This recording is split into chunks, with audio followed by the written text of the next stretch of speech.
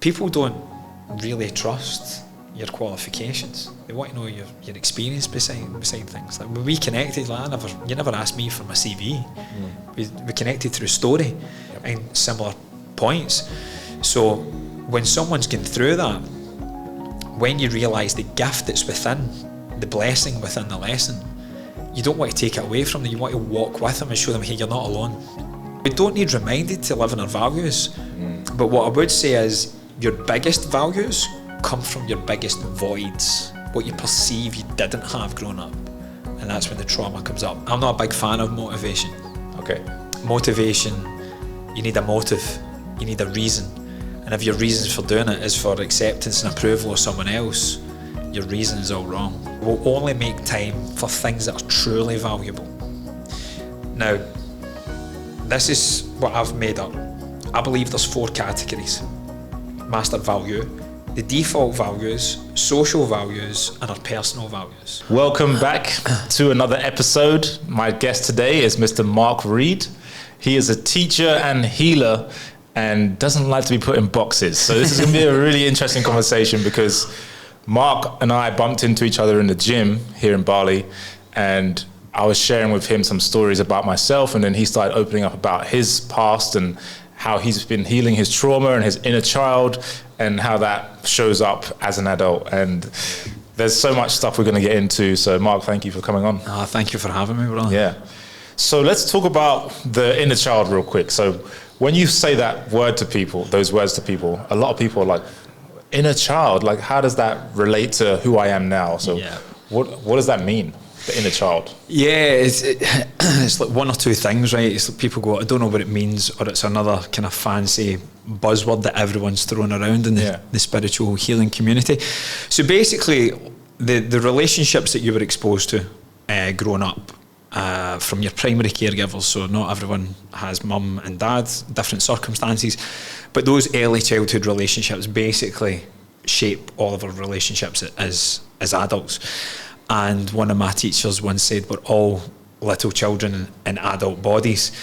And the inner child is actually just giving yourself permission to have more fun and play in life, because somewhere along the way, life became very serious and we start then going into boxes where we think I have to turn up a certain way.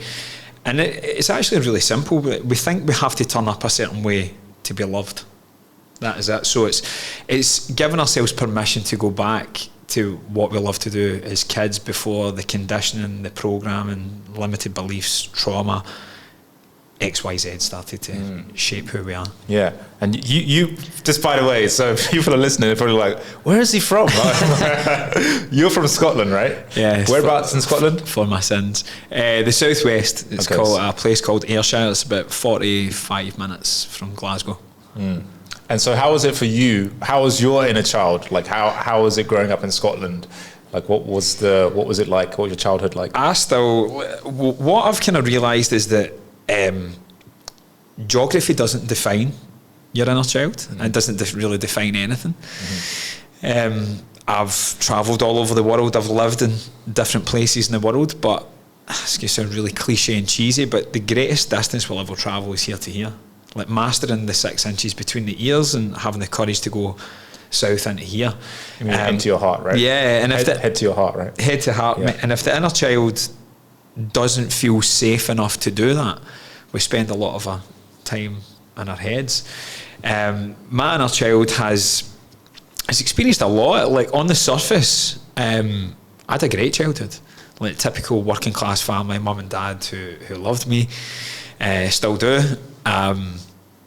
But it's very cultural in terms of there's a lot of noise, there's a lot of shouting, there's a lot of arguing that's just classed as how we speak to each other. As Scottish, we always kind of we've got this caricature of being a very angry race, which then we hide behind that with humour.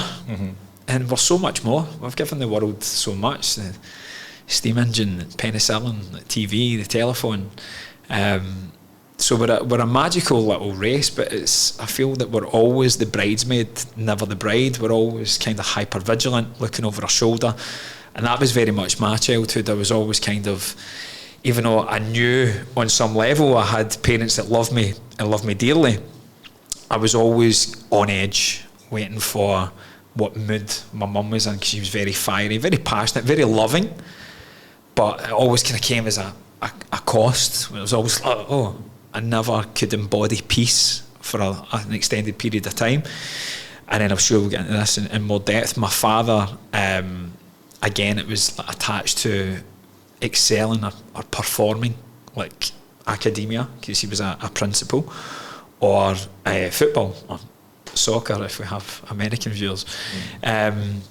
So yeah, my inner child was always, there was, I know you love me, but there was always a but, and I never felt as if it was fully unconditional, which I don't think it is as a human. I think divine love is unconditional. Human love in the form of relationships have conditions, even if you're coming from a higher conscious perspective where, like, listen, you're crossing a boundary here, I don't like how you're speaking to me, don't do that. It's still a condition. So love has no conditions, relationships do, and I think they need to. And it's the same with kids as well. Like, so I want to be clear here, like, my parents never did anything wrong per se. They did what they thought was best based on their level of awareness. But my inner child that never had the analytical or mind formed from an early age couldn't discern between why was mum and dad being that way, or this must be my fault. And then I take it on, the analytical mind starts to form, and then it kind of gets trapped in what we know as the body mind, the subconscious mind. And if you're not aware of the thoughts that you have, the actions you're taking until you've done them, and then you're having like a negative emotion or feeling to give you feedback, that wasn't very pleasurable, then we start to become aware of it. But for so many of us, especially from like 0 to 2, 3 years old, the majority of the psyche has already started to form because it's deeply embedded in our unconscious layer of self, and then the subconscious up to like 2, 7, 8, all the way right through to socially developmental years is when we get to high school, when we place a lot of emphasis on our peers. So yeah, to answer your question, my inner child was on the surface very, very happy, very loved. Like, I never wanted for anything. I had a mum and dad that worked hard and gave us everything. Like, not from a spoiled point of view, but yeah, we didn't want for much. But the everyday emotional peace, I don't think I've ever really had from a conscious memory, which is interesting to hear me say that out loud. Good question. Emotional peace. What does that mean to you, like emotional peace? So, like, as an outsider looking at my life, looking at what I had, the house that we lived in, cars, both parents working, little sister, we lived in the good end of my town. What have I got to worry about? But I couldn't communicate certain things. I just knew I felt really fidgety, and I hope my mum doesn't shout at me here. And the performance that I'm saying to that I'm equating to my father from academia and sports, it was the same thing for my mum in everyday life. I had to be like a good boy. I was scared to do anything wrong. It just made her shout. To be honest, I'm feeling quite tight even just now as I talk about it. So you just learn how to navigate it and deal with it. It's not really a good or bad thing. It's just a thing at the end of the day. But peace for me, it was just that ability, that what I was looking for was just, can I just be myself without any repercussions? And I feel that I never really had that. If I performed well, I got love. If I never, there was consequences. What were the consequences? I felt rejected by my father. I felt not good enough. I felt in later life that started to manifest as unworthiness. I would sabotage health and my relationships and even business career and the other 4 areas of life that I believe we're here to master.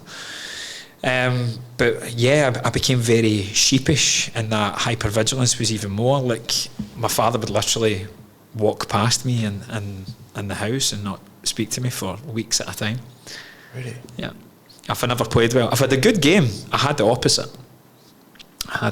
He would speak to anybody. I saw the little man today. He just dropped his shoulder and knew the defender was going there. And outside, passed through. Amazing. for that bad game, he would do this look, you know that way you know someone's looking at you, and like my coaches and everything would shout, "Unlucky Mark," or Sparky was my nickname. "Unlucky Sparky, head up, you'll get it the next time." And I just never heard those. I was aware of the words, but I never took on those kind words, those compliments, those confidence boosters. I just knew my dad was staring right through me. And then, of course, don't look. Eventually, you look, and I'd look up, and he would just be this kind of, this posture, slumped to the side, look me up and down, and go. Phew. Then he would do this little walk away for 5 yards, put his hands in his pockets and sigh, and then walk back. So, I say my mum was quite fiery. At least you knew where you stood with her. My dad was really passive aggressive. And as I said, it was linked to performance. So that's how it showed up. And I just felt, I felt emotionally neglected, to be honest with you. It was one of the big inner child wounds. It's a lot. There's 6 kind of major ones, and abandonment, rejection, and neglect was a big thing. And then it led into like trust and betrayal issues as I got older. And I would struggle to make friends with particularly males. I never really trusted them. I had this deep thought that what's the point in celebrating, because you're only going to get caned. It might be a day, it might be a week, but there's no point. Like, I couldn't ever, nothing was ever good enough. I couldn't enjoy the moment because I knew there was a negative one coming. And I'm painting my parents in a bad light here, but the opposite was also true. But they weren't aware, and to be honest, neither was I until I started going deeper into my healing journey as an adult. Yeah, something similar happened to me when I was a kid. That's what we were talking about at the gym, actually. Same thing. Like, I was playing football, and then I'd make a mistake because I was a defender, right? So I remember one time I was jumping out to, I don't know why, but I put my hand on the ball in the penalty area, and then they gave them a penalty and they scored. And then all I heard on the sideline was just like, "Aaron!" Like, obviously I knew I fucked up, but I just like heard that voice and I was like, "Oh fuck, I really fucked up." And then in the car, my brother, same thing. Like, he was also playing football, and then like my dad would just give us an earful of like all the mistakes that we made during the game. Yeah. And it just like big list. Yeah. And you just think, fuck, I can't make a mistake now. Yeah. You know, like, this is it. Like, fuck. Yeah, I totally resonate with that, brother. Yeah. And it was like, even when you had the list of the things you did well, I would bypass that and I would focus on that one thing, because I knew if I didn't, and it was like a self-preservation mechanism. It was like, if I didn't bring up, "I know I fucked up that touch there, I went the other way," he would bring it up. Yeah. So yeah, it was kind of trying. It's like leaving the relationship before they leave you. It's like trying to limit the damage. And then we've connected with other guys, like that. How that showed up is like, maybe you were feeling like a bit of pain there, like, oh, if I can connect with this guy, then he's going to hurt me, kind of thing. Yeah. And it was, I always say to people, for the majority of my life, I've sought popularity over purpose. Excuse me, because there was this desperate need to fit in. I just wanted to be accepted by any means necessary. So I would abandon who I really was to try and fit in with everyone else, because what I had learned was it wasn't safe to be me, the normal little guy that makes mistakes. I had to be this perfect human all the time, and if I make mistakes, then I don't get love. And it was deeper than that as well, because my mum would scream at him when we got home. Sometimes she wouldn't come and watch. She was busy with my sister or working or whatever. But I would hear them at the end of the hallway. She'd be like, "It's only a fucking game, Tam." My dad's name's Tom or Thomas, but it's Tam in Scotland. "It's only a fucking game, Tam." And I would hear him. It was the same stuff he would say to me. He would say silent, and for about 30 minutes in the car until we got to this one roundabout, and then it was kind of like waiting on it coming. "You didn't want the fucking ball today. You were hiding, fucking hiding. What I would give to have your skill." He's like, "You didn't want the fucking ball." "Yeah, yes I did." I'm trying not to cry, because that's another thing I had from my mum growing up, was never let them see you cry. She never said don't cry, But I internalised that as don't cry. It was never let them see you cry, wait till you get home. I had checked out that sentence by that point. It was just don't cry. Crying's bad. Crying makes you less of a man, and then you start to connect it all. And then I would hear him say to my mum, he's got skill up to his armpits, but he's got no speed. He's too fucking slow. He's got to beat the guy 5 times before he can get past him. And my mum, protecting her offspring, she would make excuses for me. She's like, he's not even hit fucking puberty yet. Like, some of the boys in her team, like, they're men. They're young men. They've all had their sprout. He's grown. He's like, you need to go off his fucking back. It's only a game. So I would hear them arguing, and then I would equate that's my fault. So if I don't play good, I don't get love from my father, because I was so addicted to his praise that I could not handle the reprimand. Couldn't handle the reality of the duality as a 3D human. It was like up, positive thinking, love and light. That's why it doesn't work, because you're suppressing this, and of course when it comes up you can't handle it. So I get so off in that, and equated all my self-worth to performing for my father, that I couldn't handle the opposite. But in my head was, I'm responsible for my mum and dad arguing as well, so I'm not worthy of dad's love if I don't play well. If I don't play well, mum and dad argue because of me. And I remember hearing my mum a few times say, there's 2 Waynes in this house. Wayne is Scottish for kid. So she was talking about my little sister. She's like, there's 2 Waynes in this fucking house, but no one gives her a second thought. She gets dragged from pillar to post. And when I was playing football as a youngster, like, we didn't have small-sided games. It was like 11-a-side pitches, so you were all over a local region. And where I was in Ayrshire, even before now, it's now like north, east and south Ayrshire. It was just one. So you could be from what is now the north right the way down to south, and you'd be an hour and X amount more. And then same again in the way back, and it was a lonely car drive in the way back. And like, if my mum and my sister was there, I was thinking, oh yes, at least my dad will not shout at me here with my mum there. But then you would hear it when they get home, because my dad would just shut down. He would just be miserable for the rest of the weekend. So my inner child was, I was ashamed as a person. So I look how I'm making my father feel, which of course is crazy when you say it out loud as a fully functioning adult, but as a young kid, it was just like, I just wanted to make sure my dad was happy and loved and calm and peaceful and proud of me. So yeah, the 3 big things that I would hear was, if I never played well, I never get my dad's love. I wasn't worthy of his love. My mum and dad arguing was my fault, and I'm robbing my sister of her childhood. So it was this pressure cooker to perform for a very early age. Damn, that is intense at a young age to take all that on. Yeah, and I never even knew. Yeah, I just knew I didn't feel good. Yeah, it's not until you unpack it later on, because it's a very UK thing, I feel, where we have that kind of authoritarian parent. And it's only when you delve into this work that when you can see your parents as young kids as well, you start to have a bit more compassion and empathy. And it's not that you then, and for the viewers watching this, please don't spiritually or emotionally bypass yourself. You can't look back with a 2020 hindsight. I mean, I'm 39 years old. My first Player of the Year trophy was when I was 10, so I can't look back with the mindset and the wisdom and the pain and the struggle and the lessons and blessings as a 39-year-old. I need to go back through the eyes of the 10-year-old. And if you had no filter and you weren't going to get into trouble, what would you say to your father in that moment? What would you say to your mum? What was your needs that you really wanted to, that you pushed down?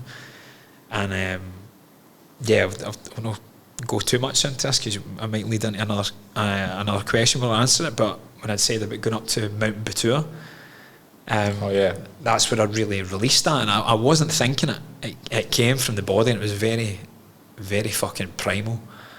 And it was good. It was needed. Yeah. So you went. That was recently though, right? So maybe about 2 months ago, and this is the thing. It's just a little bit of humour for like, I don't know what platforms I think you put this on, but anywhere there's a comment box, like, put in here, please, like, those that are consciously on the healing journey, how many times have you said, yeah, but I've dealt with that. And I've done inner child work, the father wound, the mother wound, so many different times, but it's like being a student at school. You've learned it from maybe junior school consciousness, and then up, you know, it's like high school. I don't know the American ladder. Mine would be primary school, high school, then like university, and then the school of life. So it wasn't that I hadn't dealt with it, but I've dealt with it with this level of consciousness, and then as you heal when you go up, because we can't, first law of thermodynamics, like the energy cannot be created, it cannot be destroyed. So these people that say things like, oh, we're going to delete these life moments, number one, bullshit, it's not possible. Two, why would you want to when you understand the fullness of what that pain is actually giving you? Because you're only seeing it through this lens. There's actually a whole other kaleidoscope. So I never say that when I'm helping people heal, and nor do I actually say you need to forgive anyone other than self. So what the inner child was doing for me back then was just holding on really, really tight. So you've got to go back in to that level, how you're thinking, how you're acting, how you're feeling, and what would you do if there was no filter on it. So please don't emotionally bypass yourself, and don't give yourself shit if you go, yeah, I've dealt with this. You have. It's just you've got an opportunity to deal with it from a higher consciousness. So are you ever done with that then, dealing with your childhood? I don't think so. No? I don't think so, but the shadow work is, to me, like, I love Jungian psychology. You would ask me what books do I like anything of Carl Jung, psychology and understanding the mind, but even that as well, I think we've outgrown the original way to do shadow work, because even by its definition it's very psychological. So now with deeper understanding and studies into the nervous system, particularly the vagus nerve and the gut-brain axis, and the amount of data, the afferent data that goes this way rather than the efferent data going down, we realise that the body will keep the score. When the mind forgets, the body remembers, and it's not one or other, but we need to integrate both. But I love shadow work because, to me, like, trying to ignore it, the suppressed parts, you're just going to live a fractured life, and eventually it's going to have to come up. But the converse is also true. Like, light work should be there as well. This is where play therapy is so beautiful. It doesn't need to be, when you're doing the healing work, it doesn't have to be in a mountain in Tibet when you're doing a 30-day water fast, or ayahuasca in Peru, or locked in a room. I'm just going to let it all go, and I'm just going to feel everything. It doesn't need to be like that. And I've done all of them, to be honest with you. I mean, I've not been to Tibet, but I've done a lot, because it was I thought I needed more modalities rather than just to sit and feel. So for me, shadow work has to be feelings first. So what is shadow work for someone who's not familiar with that term? His simplistic definition was making the unconscious conscious. So the things that we're not aware of, bring it to light. Basically loving all the dark, suppressed and repressed parts of self. The parts of self that we don't want the world to see. The masks that we hide behind. Can we take them off and love all parts of self? So hashtag self-love is a very popular hashtag, but there's not many, but there are a few. There's a lot of people all over the world that really get what that is, and self-love is really just self-acceptance, which is both sides. So if you don't integrate the shadow aspects of self, how can you ever attract a partner that's going to love all parts of you when you don't even love all parts of you? So to me, it's shadow work is feeling safe enough in your inner child to bring into the adult self, to then really start to reintegrating and repatterning. Like right now, me playing soccer again is one of them. I'm really healing the father wound with that. And it's good because I'm doing it for me, and that's a beautiful byproduct. I'm just loving being with the boys again. If he was here now in Bali, how would you feel if he was on the sidelines? Now you're playing football again when you're 39. I would enjoy it. Yeah? Yeah. I would enjoy it. I scored the winner a couple of weeks ago to get us into the final. And I FaceTimed it after it. But it was a 10-year-old me that hit the penalty. And I loved that. And the next that night, the boys went out to celebrate I don't know, shishi or something. I went home. I had 2 burgers to ground. Yeah. I had fries. I had zero guilt. Give me all of it. And I went to sleep because I was doing 2 events the next day. And on my scooter driving to Ubud, it was just this perfect day. Sun was splitting the trees, hardly any traffic. Batu Karu on the left, a goon in the distance. And I just remembered, I was like, oh shit, you scored the winner yesterday. And just tears started coming down, mate. It was a really cathartic release. But the smile was there, and then I had like music. I'm DJing. I love music. It's getting me through. And it's a real gift from my father, actually. If it wasn't for my dad, I wouldn't love music as much as I do. But all these soundtracks of growing up when I was going through hard times, like Tupac, I was rapping in this scooter all the way up to Ubud with tears streaming down and then singing Oasis, and it was just like, and I'm screaming it, and people can pass me, like, what the hell's that? I'm like, tonight, you're my rock and roll star. Just loving it in the moment. I'm going, I just felt free. I had no one to impress, but it was nice to be able to FaceTime him after it, just to let him know. Can I have a quick segue and come back? For anyone that knows what the father wound is or has done work in that, watch the movie, early 90s, I think, and it reminds me of watching it with my family, ironically. It's called The Field of Dreams with Kevin Costner. And he has a voice to build a baseball field, and he doesn't have the money, he's a poor farmer, and they're trying to pressure him to sell his land, and he cuts all the corn down, all the wheat, and he builds this baseball, and it's for deceased baseball greats to come back and play, and no one can see them other than his family, and then other people start to. So it's like Oliver Dreams and Vision, right? It's a perfect metaphor, like only you can see that. But one of the voice he hears is ease his pain. Before that, it's if you build it, they will come. So he thinks, I'm going to try to say this without ruining the movie. I'd always say to my clients, watch this, and it's not designed by it, but for me, it's beautiful reconciliation of the father wound and integration. So watch the movie and you'll know it makes sense. But there's a part that says ease his pain.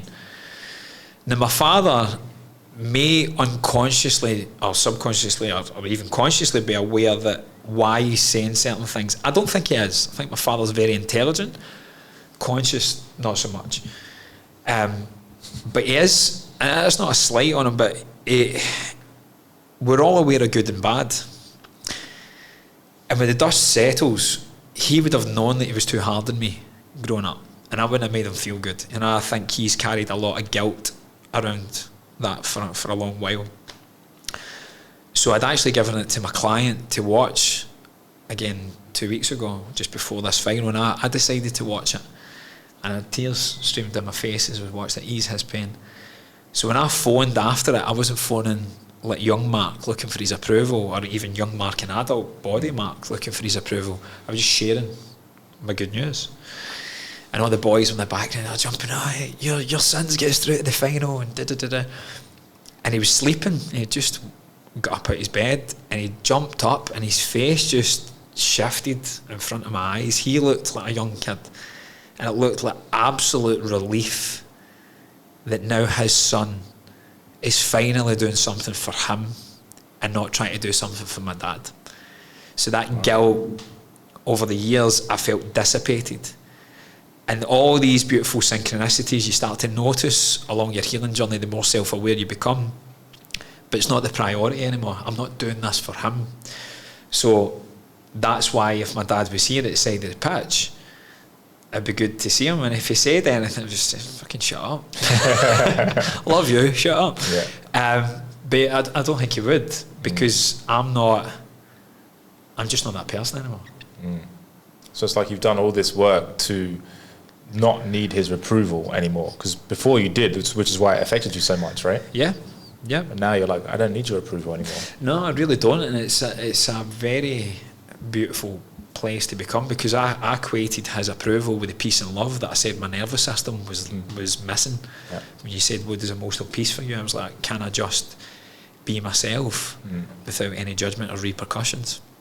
So now, because I've got more peace within, I'm not delegating my self-worth to someone else and my father or my mother or my mate's a podcast holder that's more successful than me, that whatever the story is, or a partner, I'm like, do you know what, like, you're enough. It's 3 very powerful words when felt, when you really mean it. Does that affect your motivation though? Because this is something that I've been wondering, is because a lot of people, they think that's a good thing, right? Like, okay, yeah, my father has a high level of excellence, I have to live up to his expectations, and if I don't, then like I'm not good enough for him. But some people view that as good. They're like, all right, that's good because then I have to live up to these expectations and it gives me the drive and the passion and the hunger to achieve. So without that, do you have that drive still? No, because it's different. So I'm not a big fan of motivation. Okay. Motivation, you need a motive, you need a reason. And if your reasons for doing it is for acceptance and approval of someone else, your reason is all wrong, in my opinion. Inspiration is a cheesy one-liner, but it starts with in. So inspiration is what spontaneously comes up when you're living your truth. Motivation is what you need when you don't really know who you are. And that may ruffle a few feathers, but that's what I believe. Now, don't get me wrong, every now and again I like to slap on if I'm not listening to like a mix I've done or a podcast, sometimes I'll just put on like a generic YouTube, let's go, and days I can't be asked training, it's good because I need a reason that day. I was like, inspiration's a little bit low. So it's never one or other for me. It's always like embracing both sides and trying to integrate them as truthfully to who you are. But yeah, that has affected me because I'm not motivated to please him anymore. But I'm inspired to see what I'm capable of and more fulfill my soul's purpose. Do you think that drive is the same though? The same level? Are you that hungry kid that you were before, or has your hunger decreased now? Again, it's changed lanes. It's like Frosties and cornflakes. So the hunger was there to really feed my dad because I felt I was starved of love. Whereas now I'm filling up my own cup and loving myself more. So to me, I don't want to create moments and pockets of approval and acceptance from my father. I want to help the world heal that part within self to leave your legacy and your soul's blueprint of what your dharmic and karmic path is, why you're here in the first place. Why did you choose your father as a soul before you even turned up? So there's no mistakes. I picked my father very deliberately before I come back in. Can you elaborate on that? Like, you picked your father.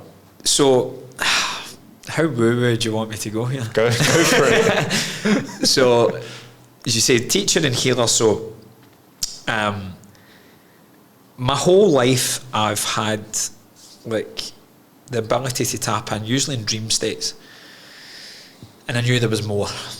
And the 3D reality in which I grew up, I abandoned that very quick because I was already learning that to be accepted, I had to be more like mum or more like dad. I had to be a good boy, as in I'm not causing my mum any trouble, or a good boy that I'm doing well in school or sports. So that pattern and habit just get put into everybody. So I learned that it wasn't really kind of safe to kind of be me. But that was part of my journey of returning as a human, to be honest. Because I spent the majority of my conscious life growing up been very in my head. But my whole life I always knew there was more. I could always feel more. I could see things. I had the same dream about my gran passing away that my mum had, that she never knew until we spoke about it one day. And then my sister freaked out because she had the same dream, but she was 4 years younger. She was only like 6 or 7 at the time. So there's this kind of spooky, like kind of esoteric thing that runs in my family, but I've been scared to voice it because I didn't want to be rejected by my peers. Like, who the fuck's this guy think he is? Like, you know what it's like growing up. So I kept my mouth closed and I pushed that down. And eventually what you suppress must be expressed. Well, that comes out in shadow behaviours where you become aggressive and violent the way I have been. Not consciously, but quite narcissistic in relationships where we hide behind banter because that's what it's like here. And you're just talking to people like a piece of shit. And I did it in parties to other guys. The bullying that I received growing up I was doing the same.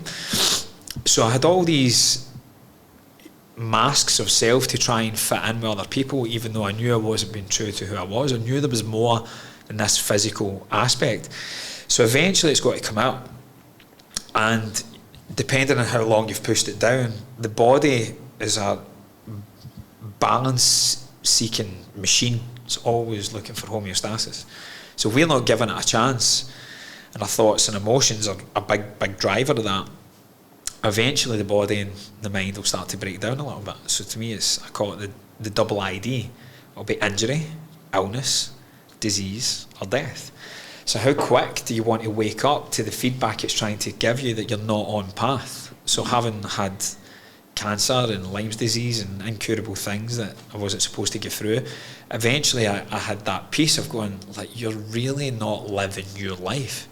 You're still trying to be everyone else, and this is what's constituting this, your constitution breaking down, because you're not being true to yourself. So that pain is what got me to really kind of own all parts of myself and go, do you know what, I'm going to speak about whatever I'm inspired to speak about, and if people don't like it, fuck them. Respectfully, fuck them. I'm overdoing it anymore, because I would rather be too much for them than not enough for me. So I've done that my whole life, and I'm not feeling like that anymore. I actually want to help other people that don't feel enough and see that more than an affirmation of, but you are perfect, you are whole, complete, and you always have been and you always will be. It's just your perspective is a little bit off.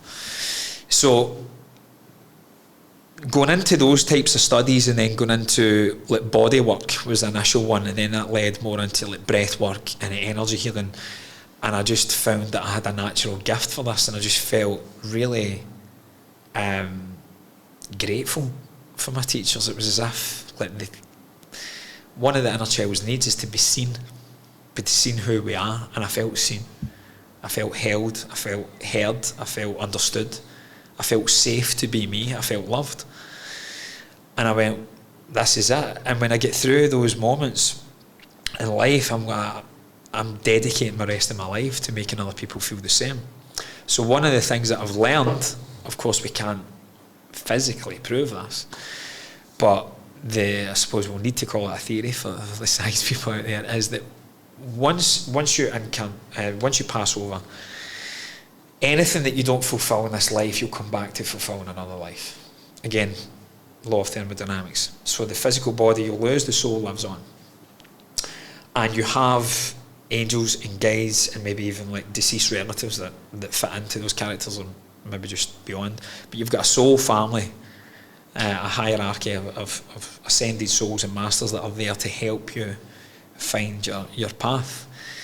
So they will help you pick who is best to bring you back into physical existence, to then go on and fulfill what you're here to do.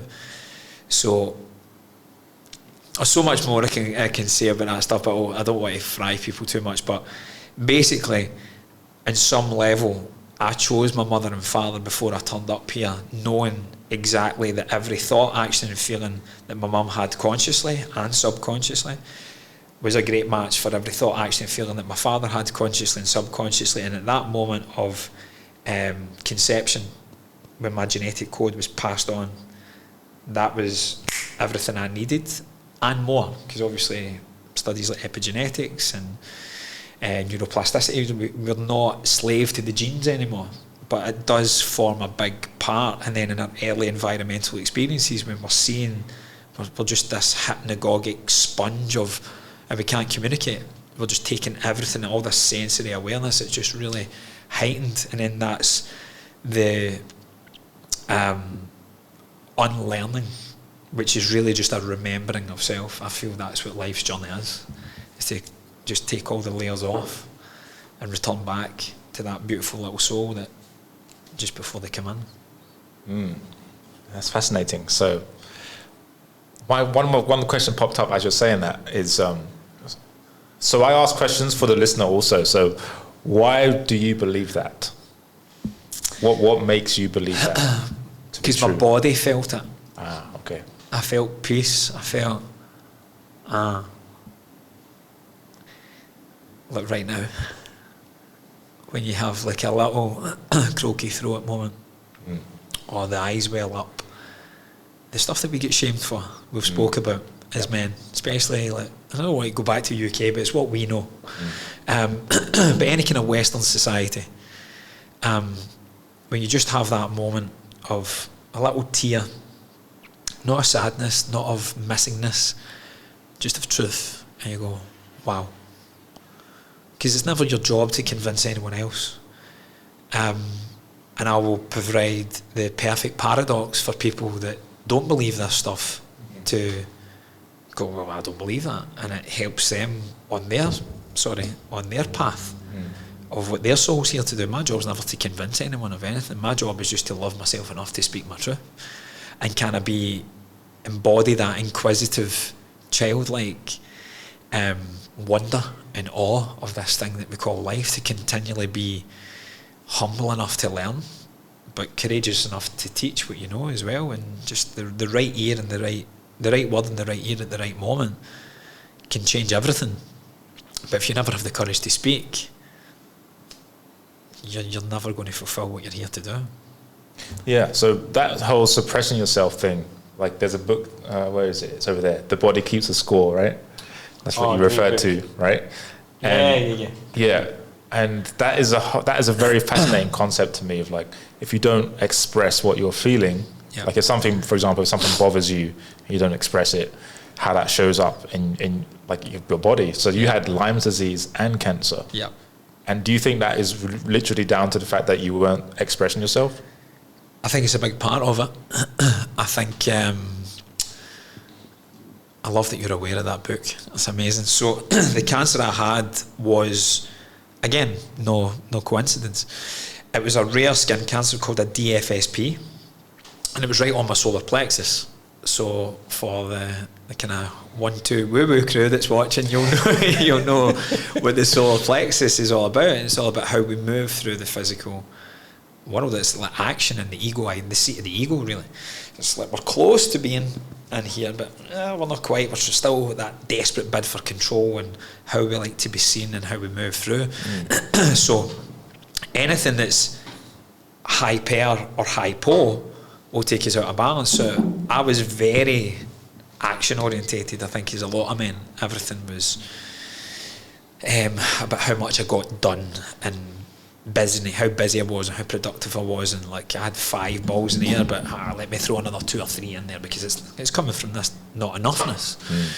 So that's exactly what it was, and it's a skin cancer, and it was deep, so I wasn't comfortable in my own skin. And I know that kind of get it, sounds cool, but like, I really believe it. I believe it. And how could I be when I'd spent my whole life trying to be everyone else? So even when I got the news that I had cancer, so it was a biopsy, and then I went and they told me, I just went, oh fuck. I wasn't scared.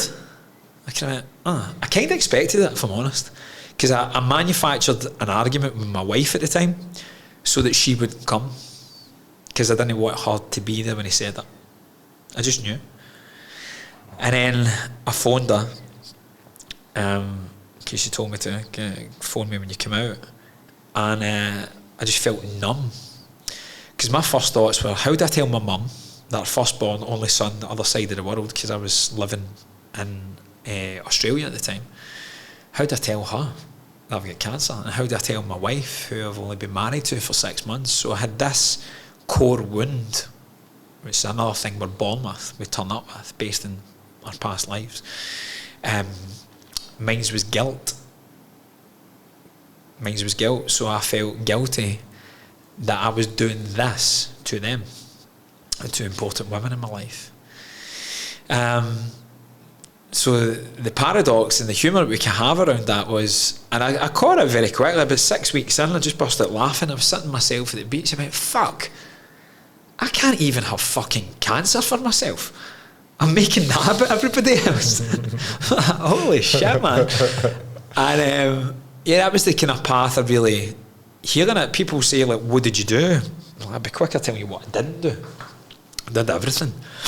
I didn't fake it till I make it, but I did really go deeper into my studies with Dr. Joe and really get into that. Dr. Joe Dispenza. Dr. Joe Dispenza, big Joey D, my man. He's a legend. I love him, man. I love him. So good to me. Yeah. Anyway, what was I saying now?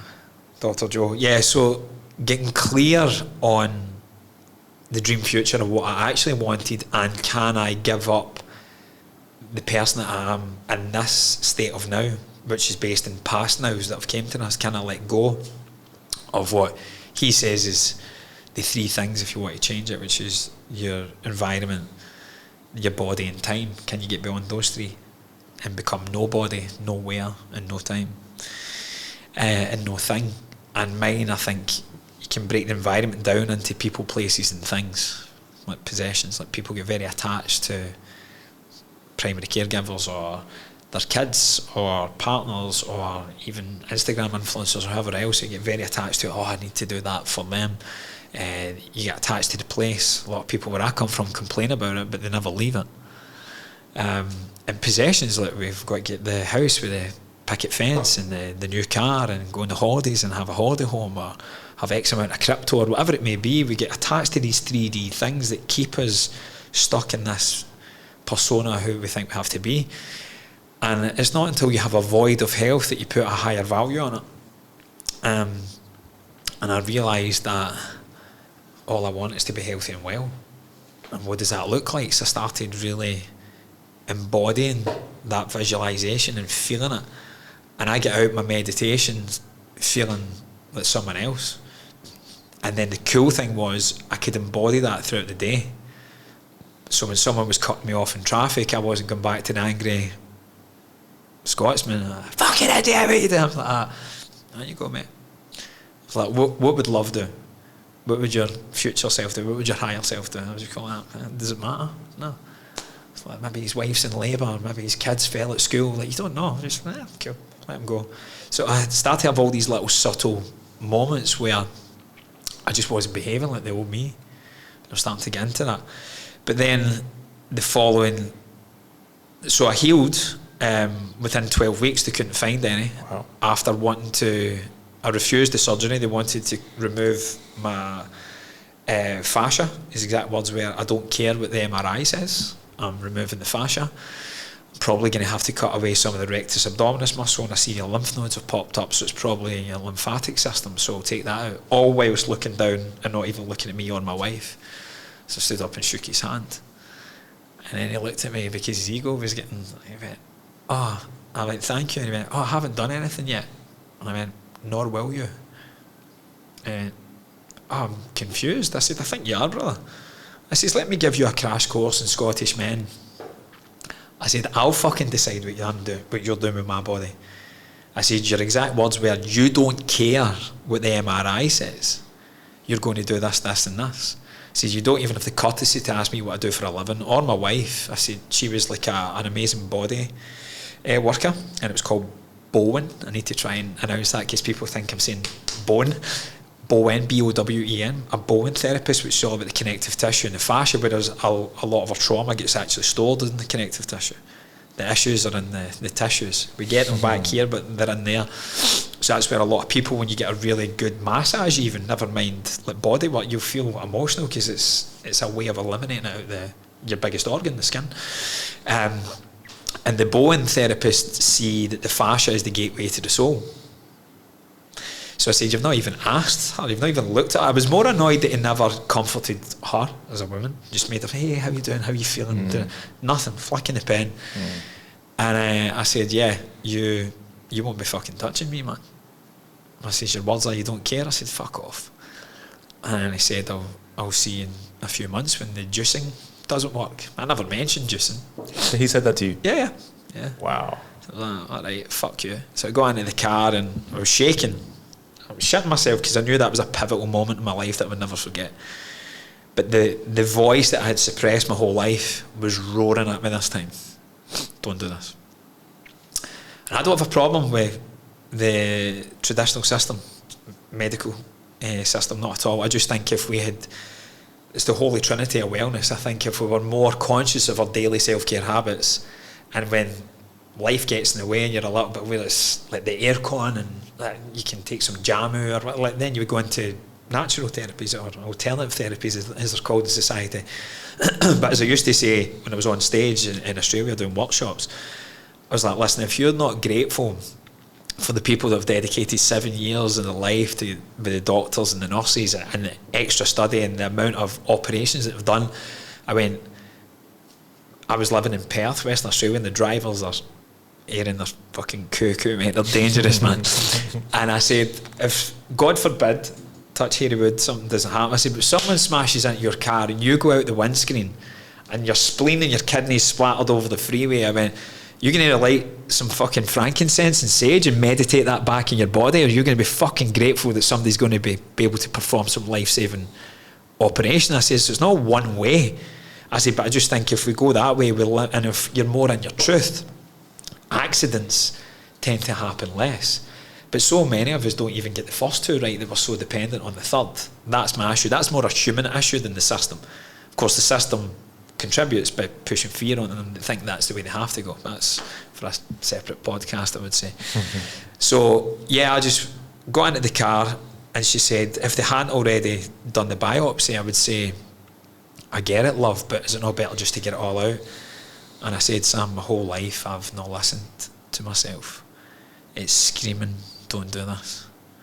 And for as much as me and my wife were two lost souls coming into each other's life for a very deliberate purpose, there was a beautiful, tender moment then when she said, okay, I've got you. I trust you. And I burst into tears. I was like, I need to do this. And then 12 weeks, building up to the 12 weeks, she said, you're behaving like nothing fucking happened. You're driving me insane. I need to go and get this checked. And then, of course, the doubt comes in. You're like, oh, shit, have I done enough to do it? But I was just living in the now, mate. I wasn't living as someone that had cancer. I wasn't faking it to make it. I was in flow. And then, of course, we went up and did the test, and I couldn't find it. And then I just collapsed in a heap. The two of us just like that. And phone. One of the hardest things I've ever had to do in my life was make the phone call to my mum and dad. And it wasn't so much the cancer, it was on PS, I'm not listening to anything they're telling me. I'm going to do my own way. And to touch on my dad, to bring it back round to show both sides, my mum freaked out because she just thinks safety, like, just was it mean chemo or radiotherapy, like, or do you need to have surgery? Yeah. And I said, I'm not, I've refused it. What the fuck are you talking about? She just freaking out. And I said, Mum, just breathe for me. And my dad, who is selective listening, mate, selective, you know, that's him mostly, but with something serious, he's there. He's always there. He's never not. God bless him. And she obviously had me in speaker. And he said, Mark, can you hear me? I said, yeah. And I said, can I just save everyone some tears and tantrums here for a minute? He said, your mind's made up, isn't it? And I said, aye, Dad, it is. And I said, well, that's just how it is. He said, there's no point getting wound up, Anne, because he's his own man and he's going to do what's best for him. He said, so you give it everything. I'm going to get emotional here, man. And he said, this is his catchphrase for everything. It was even back to playing football as well. He said, whatever it takes. It's his 3 words for everything. Whatever it takes. And I said, I will. And he said, but just promise me this. He said, if after a few weeks or months, he said, there's no sign of improvement with your way of doing things, please just go and get that done. And I never... These are wee moments of grace, mate, where I didn't want the guilt of lying to him, so I never lied. And I could see it all unfolding in the moment. And I said, I appreciate what you're saying, Dad. I said, but I'll never need to do that. I said, I don't know when, I don't know how. I said, but in the not too distant future, I'll be able to phone you and tell you it's worked. So 3 months later, when I could phone them, it was one of them. It was as if I could feel them, and I just all the emotion come out, and I was like, oh, fuck. But it took me years, mate, to really be real with myself, that I was like, fuck, I had cancer.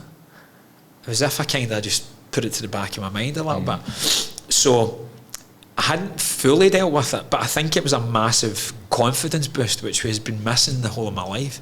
Confident and certain to be yourself. So I was like, holy fuck, my body can do this. yeah, listen, I had an amazing community of healers and people beside me, and some of them are just like brothers and sisters for life. But it was the same with meditation. When I had my first proper Kundalini experience, it was through meditation. It's not been through anything external, and it was these little moments that stick with me going, you've got it all. Like, everything you need is within. You just need to get out your own way. But after so I was vlogging this journey, and I was just sharing my truth. Never once did I say, hey, I have the truth for cancer, or blah, blah, blah. That'd be grossly irresponsible at best.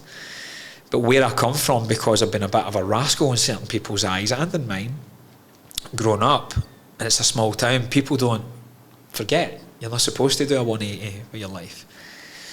And next thing, I was getting fake Facebook pages made up about me. They were trying to add my clients, saying I was a charlatan, I was a sociopath, I was dangerous, I was going to kill people, putting my name in my face like on Jesus' body, and making all these memes and shit up, like trying to add my mum and dad.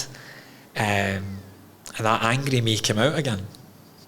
I really wanted to go home, and I had a short list of who I thought it could have been. Of course, they never said who it was all hidden. And I wanted to be violent. I was very, very fucking angry. I took it for a bit, but when they started taking things off my wife and my mum and dad's page, I was like, no, you're not on. But then the streetwise part came back, and I'm going, they're doing anything they can to get a rise out of you. So when going directly to me, I'm like, yeah, cool, whatever. They go, we'll go after the people that's nearest to him. That was like a weakness. And then they started to get the reaction. And one of my mentors at the time, I phoned him and I said, I'm fucking raging, they're taking things off my wife's page. And he laughed. He's an Irish guy, Mitch, shout out Mitch Behan. And I said, Mitch, I'm seething, man. I says, don't fucking laugh at me.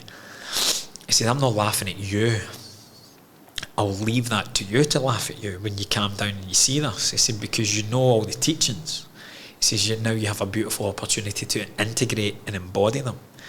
He said, because I've told you for as long as I've met you, you're a leader. But you will never lead for as long as you be a herder, like a shepherd. He said, because it's as if there's an unworthy part of you that every time you step up, you've got to throw the crook round and try and drag people with you. He said, but they're not at the level of consciousness that you've had to go through the real pain to get to that point. He says, so there's a part of you that doesn't want to leave anyone behind, noble. There's also a wounded part of you that doesn't feel safe enough to go it alone. But leaders aren't herders. Leaders just lead. And as a result, people follow. People that want followers are never leaders. He says, so for as long as you get off on people telling you how wonderful you are, you're never going to be able to handle the opposite.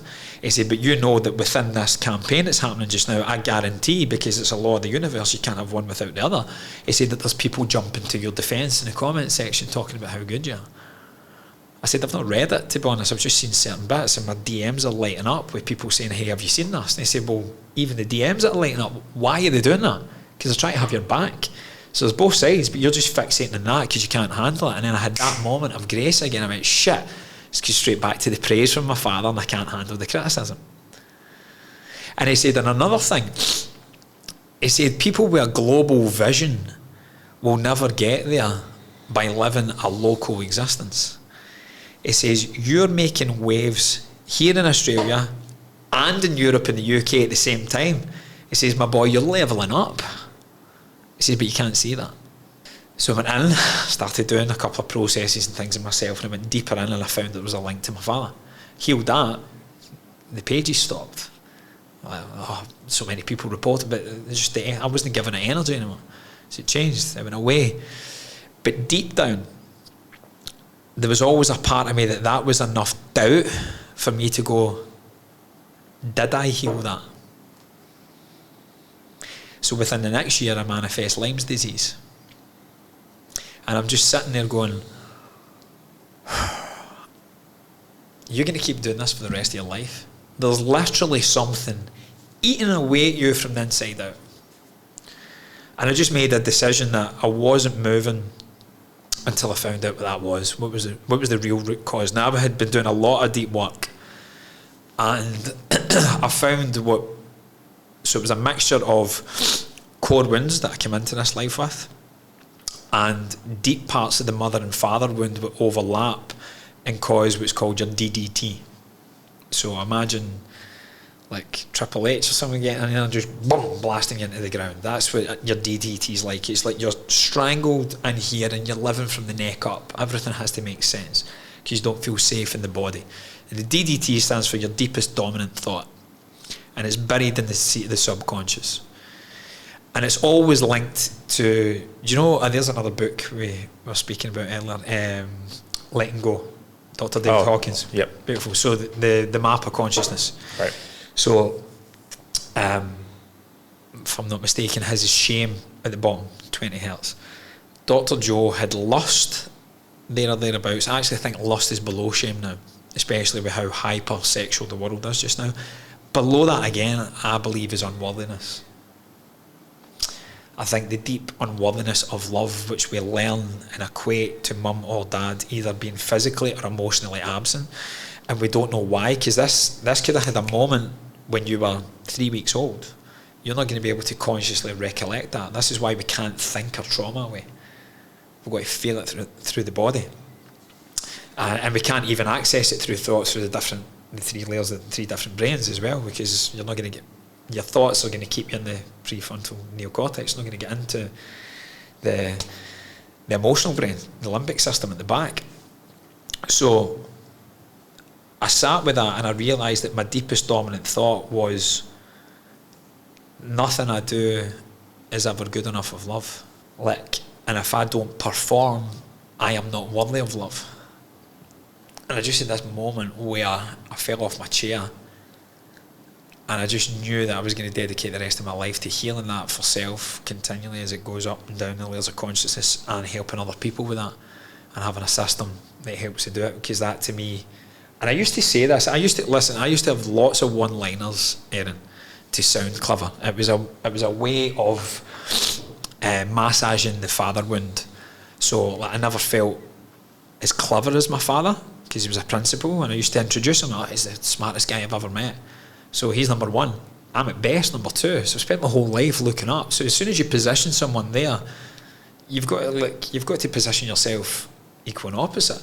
And eventually, and this is what breaks down in relationships, eventually they'll leave skid marks in the toilet seat, or toothpaste in the sink, or not respond to a text late at night, or they only put 1 kiss instead of 3, and we start running anything, and you see they're a fully functioning human. But this fantasy that you've had where there's only one-sidedness, when they start to show the other side, we can't handle it. So eventually, if we've put them up, we've got to pick faults at them to bring them back down, to then kind of level it out.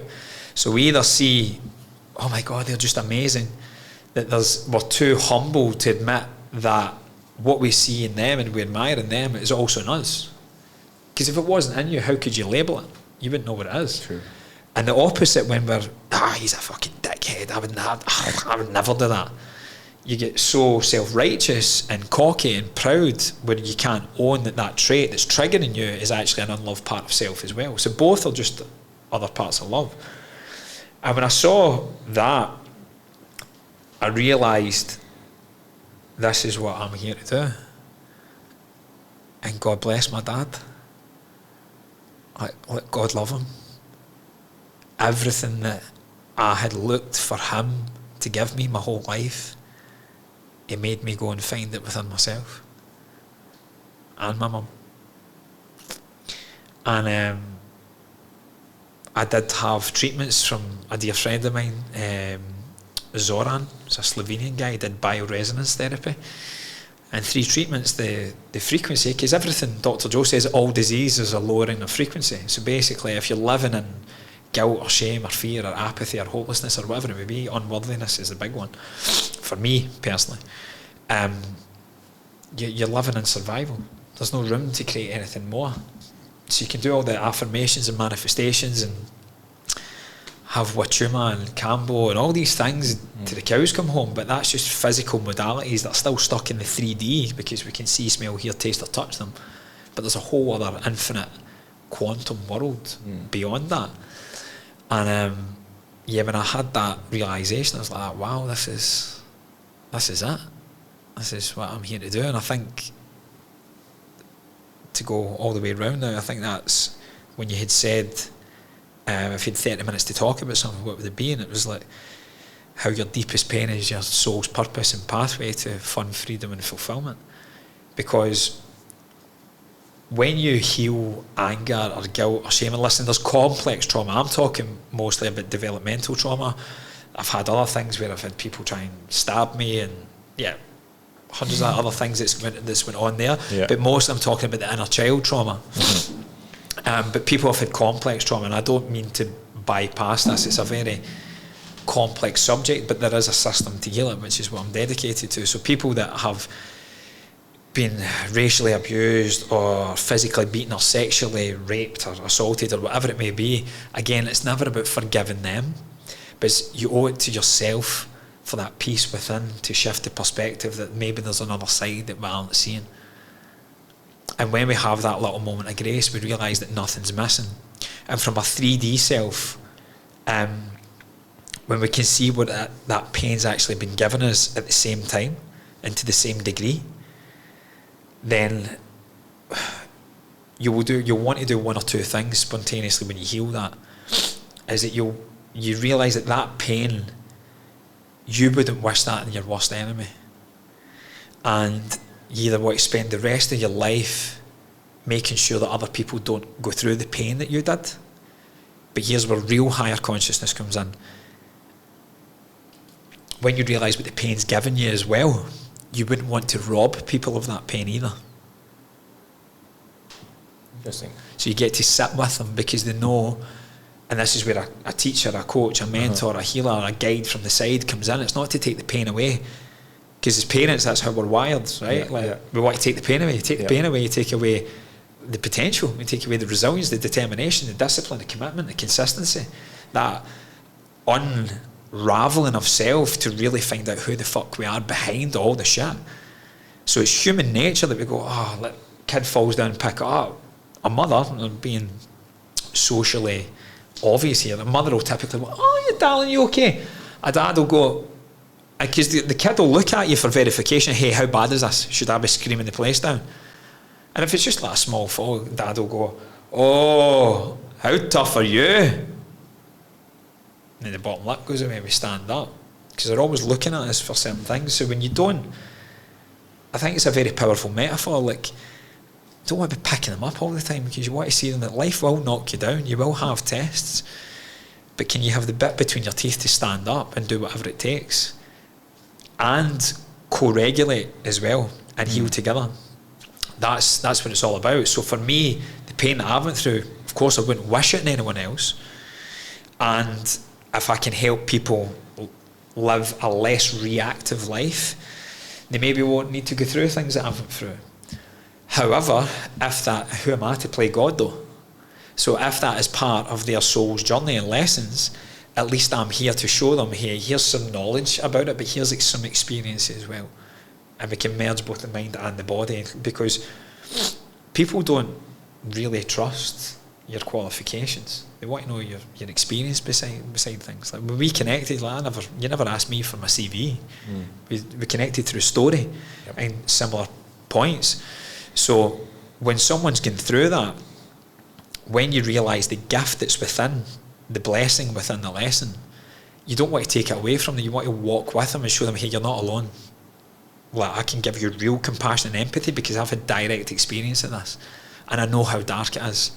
And yes, I can give you tools and things to help alleviate some of that darkness, but sometimes you just need to sit in it.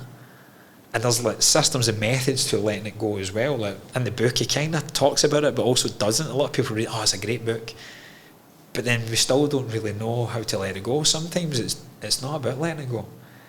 It's about letting it flow. It's about feeling all of it. You're angry, be fucking angry. If you feel guilty, be guilty. If you feel ashamed, be the most shameful person the world's ever been. Allow it to pass through the body though, and to come and go. So the deepest pain to me is your soul's purpose. From a collective point of view, I think we're all here for the same thing, which is just to return to love. Subjectively, that will look based on your core wounds, based on your developmental trauma or any complex trauma that's in there, healing that, and your values, your value system, not morals and ethics, just what is purely valuable to you. What do you love to do? Like play. I will say, when play becomes your purpose, performance becomes your product. Simply put, when you do more of the things you love, you just love what you do and you're in flow. Like Gary Vee, you with the podcast, you don't need reminded to do this. You're inspired from within because you love it. And you're good at it. And you're phenomenal at it. Thanks. And even just now, I'm aware, like, man, our child's talking, going, have you took a breath? You're speaking too much. Like that, like shut down. And it's a skill, mate, because not many hosts can actually make it about the guest. They kind of make it about them. Right. So you've got that natural ability to communicate, to say the right word when to, but listen and give that out. And it's wonderful, man, and that's a value of yours, like connection and contribution and education and showing people what's possible. So we don't need reminded to live in our values. But what I would say is your biggest values come from your biggest voids, what you perceive you didn't have growing up. And that's when the trauma comes up. But when we can then, so there's like 6 P's to reparenting ourselves as adult kids. First thing's peace. If you don't get the nervous system on board, you ain't doing anything, right? So you need to kind of regulate the nervous system. That's the first thing. Second thing is we need to shift the perspective. So once the bridge in between here is actually doing like feelings first shadow work. So when we release emotions of the body, because I could tell you a story here and I may know that there's abandonment in there, but imagine like a layer, like an onion. If we go straight to the root of the onion, but we don't know that there's layers of guilt and shame and real deep fear, anxiety or depression and other things that's on top of that, like we can jar the system too much than needs to be. So it's always about asking the body, and there's like certain techniques and things I use for that. The body will tell you, oh shit, we thought it was that from an intellectual point of view, but the body's saying it's actually this. Then we can peel it off, take some of the layers off, and then it feels safer to come up. Then that's when we shift the perspective in the mind. I do a thing called the conscious collapse process. It's not, as it says, it's conscious. We're not meditating or under hypnosis or anything like that. We're perturbating the cells of the body to be squeezed enough, and you see people, inner kids coming out stamping their feet going, I can't fucking see anymore. Keep looking, and there's a moment as I ask these specific questions, and we've already prepped the body to feel safe enough to go there, that there's just this moment of grace where we see it, and it's as if someone gives you glasses and you see the whole landscape for the first time in your life. After that then comes play, and I feel as if that's where I am again just now, because it's giving your adult self permission and having the courage to go back and do the thing that you love.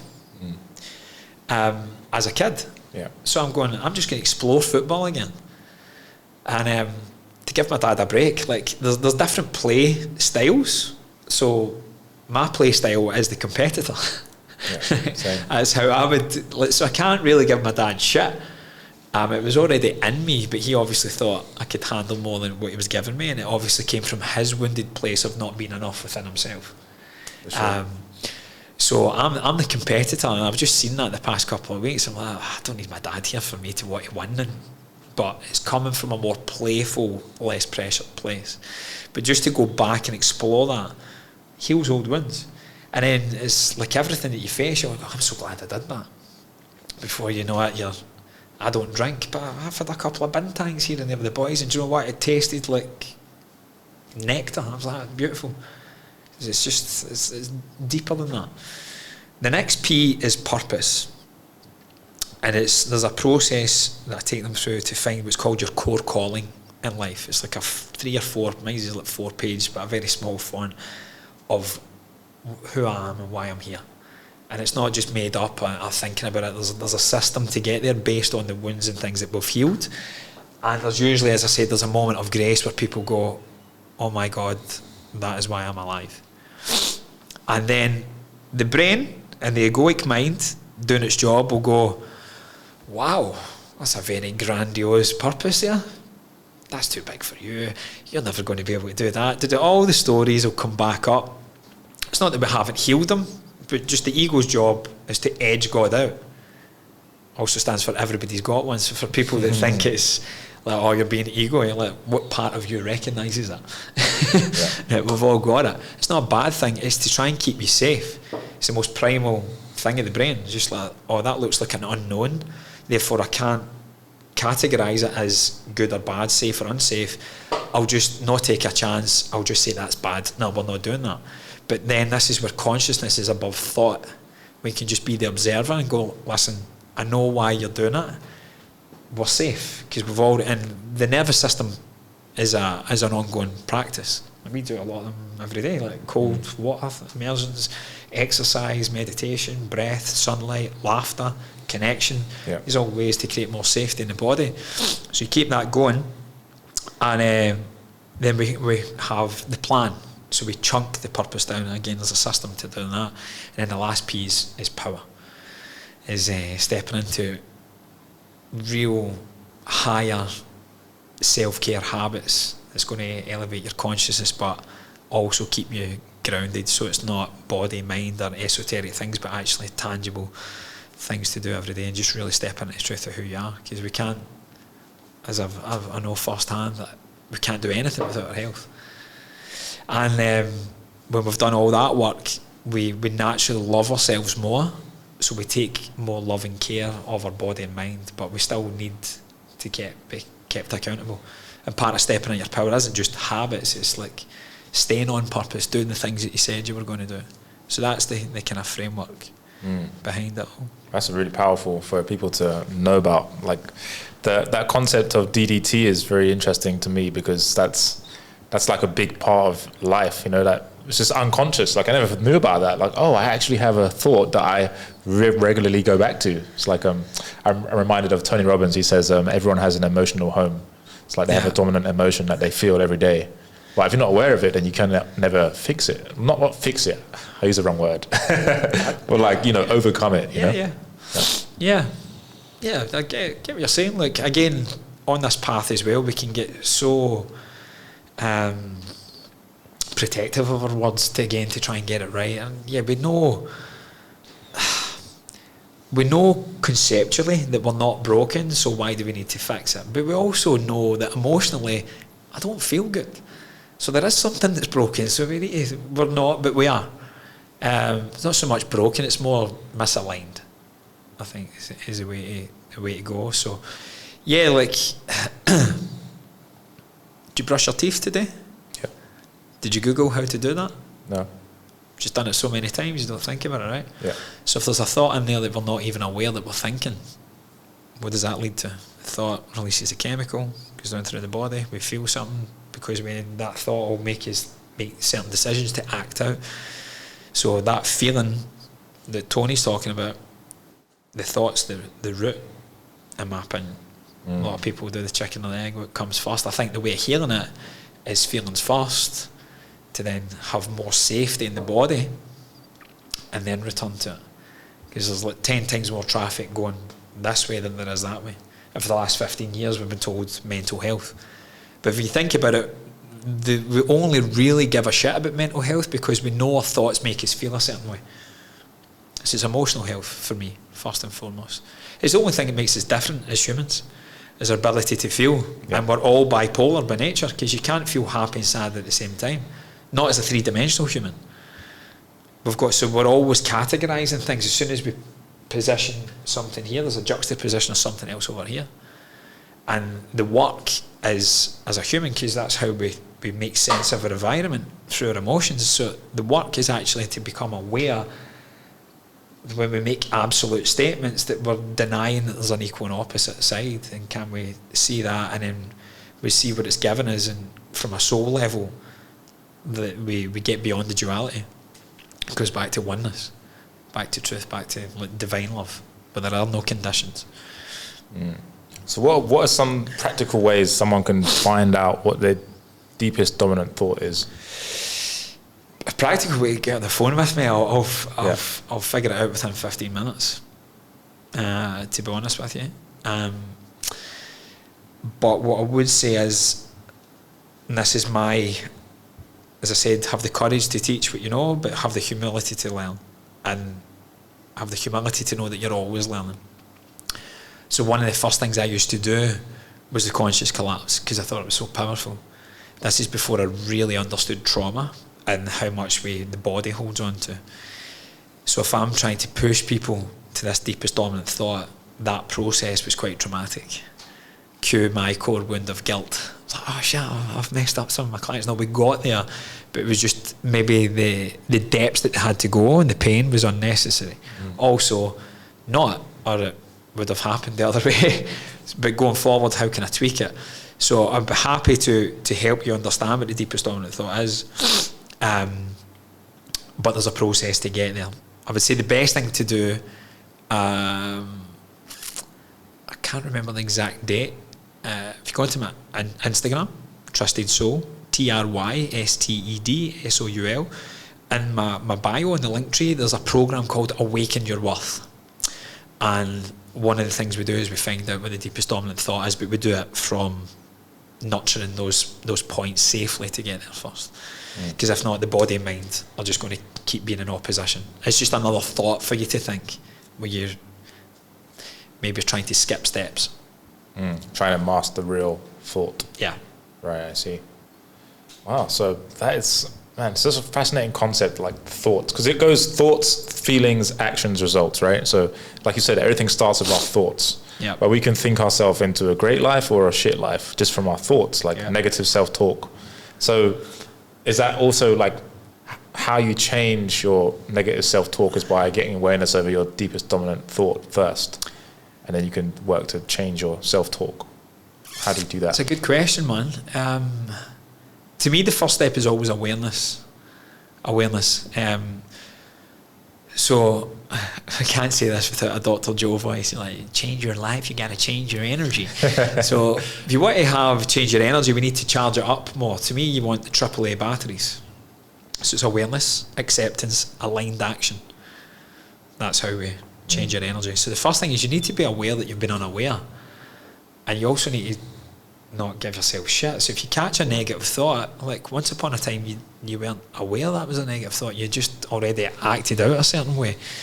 So I think that's the first thing, just to sit with that and then maybe ponder, because this is deep work that I do.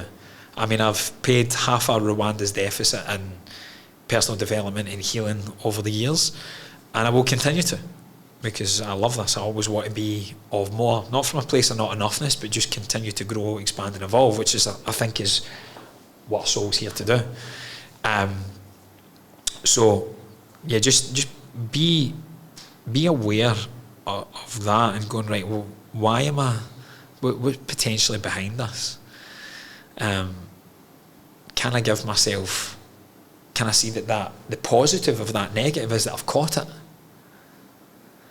Right, where do these things come from? And then start just that inquisitive journey of going in there, because this may be a little too deep too soon for some people. But that's also not true. When you're ready, you're ready. You know. And that's what Awaken Your Worth is. It's a 6-week live coaching program where with the 6 P's of reparenting we touch upon, and there's deeper aspects to go into them. There's a live coaching, healing, teaching session, live Q&A. I don't hang up until everyone's questions answered, and then there's one mission between the following week's call. And it's pretty profound. People have had a lot of breakthroughs for that, and I think one of the things that comes back time and time again for people is that awareness of that, wow, I never even knew that's what that thought was. But to just start the inquisitive journey of looking under the hood of what could potentially cause that, I think is what gets you hungry to want to know more and realise that you don't know what you don't know. Because if you're trying to tell me, and I've had people that have heard things like this, and podcasts I've done with other people, or maybe even an Instagram post or something I put up, they'll go, yeah, I know what my deepest dominant thought is. I was like, no, you don't. And I know that sounds cocky. I was like, but you don't, because you've just heard a concept from me for the first time, and you've attached that to something that you've previously thought. So getting to that point of thinking you know what the deepest dominant thought is based on a past that's familiar to you. So you've not thought anything different. All you've done is took what I've said and made an association that makes you feel familiar. So you can't think it. You're not going to get there because it's so trapped within the layers.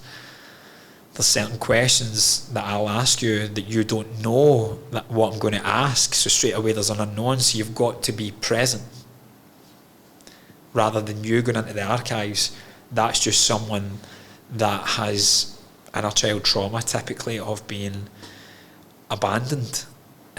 So they try and seek control. Which is all of us, right? Yeah. Well, what's interesting about that whole abandonment stuff is, what if you've never been abandoned but you have fear of abandonment? How does that work? Because in some level you would have abandoned yourself.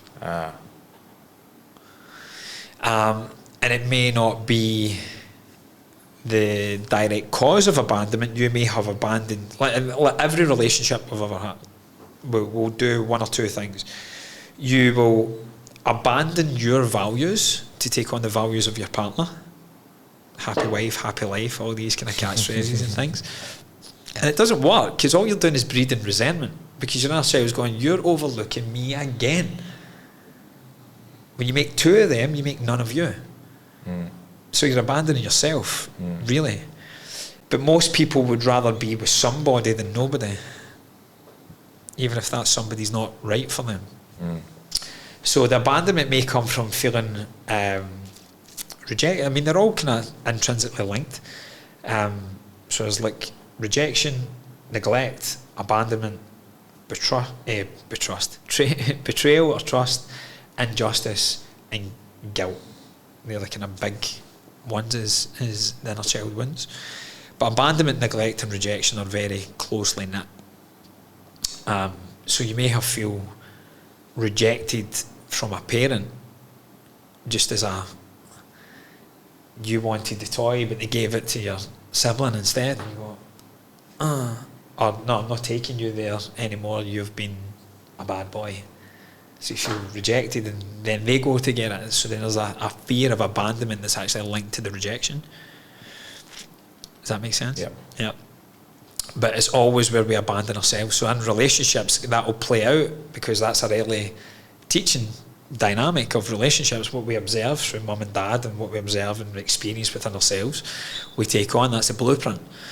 And we'll abandon our values because maybe you saw, again, I'm using a very obvious stereotype, but you'll see your mother typically abandon hers to try and keep the peace of the family. So then you take on the role of people pleaser. So you abandon who you really are to try and fit in with everyone else. Or maybe you've got this insatiable need for perfection because you feel that I'm not good enough as I am. And if I'm not good enough just now, then that means I could be rejected. My father would reject me. And then I fear that he might never come back. I'm abandoned. So it's multifaceted. It's deep, and there's patterns, and there's definitely a system and a framework to heal it. But you need to make people feel that they're enough, and you need to make them feel as an individual first and foremost. So just listening is so powerful.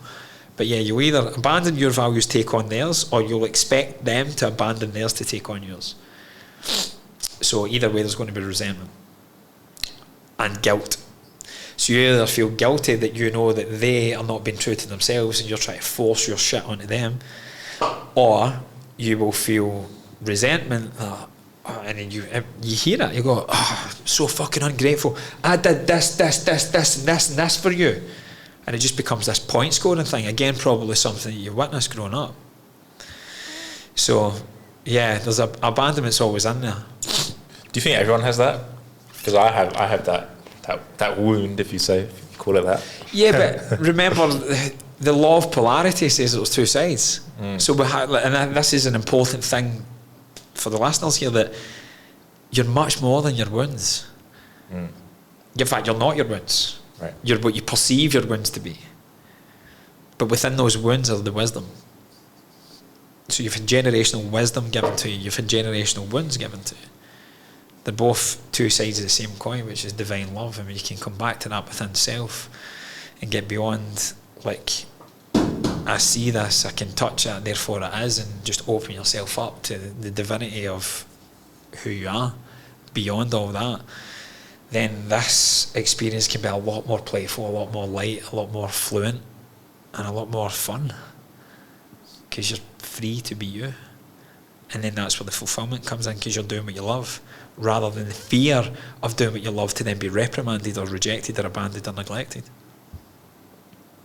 And then doing what you love is easy because you're doing it from a place of inspiration rather than fear. Boom. Right? Yep. Yeah. But fear is so beautiful. When can you ever be courageous without it? Mm-hmm. You can't. But what's the fear? If it's coming from inspiration, then where is... Inspiration will be birthed out of fear. Inspiration will be birthed out of the realisation that there's more than the fear that you perceive. Inspiration is more truth. Inspiration is that I realise that fear is there, and I am inspired to be courageous to move through that fear and go back to the truth of who I am beyond it. Because that fear, we're only born with 3. Loud noises, being dropped, and abandonment. Because we're so dependent on everything. We're just this fleshy matter. We get our poo and our pee wiped up for us, we get fed, we get birthed, we get sleep. We're like, oh, you're so cute. Like, we have to do nothing, and we're celebrated. Where does it then shift where we think, I'm only celebrated if I do something? Well, it goes back to what you said earlier about relationships are conditional love.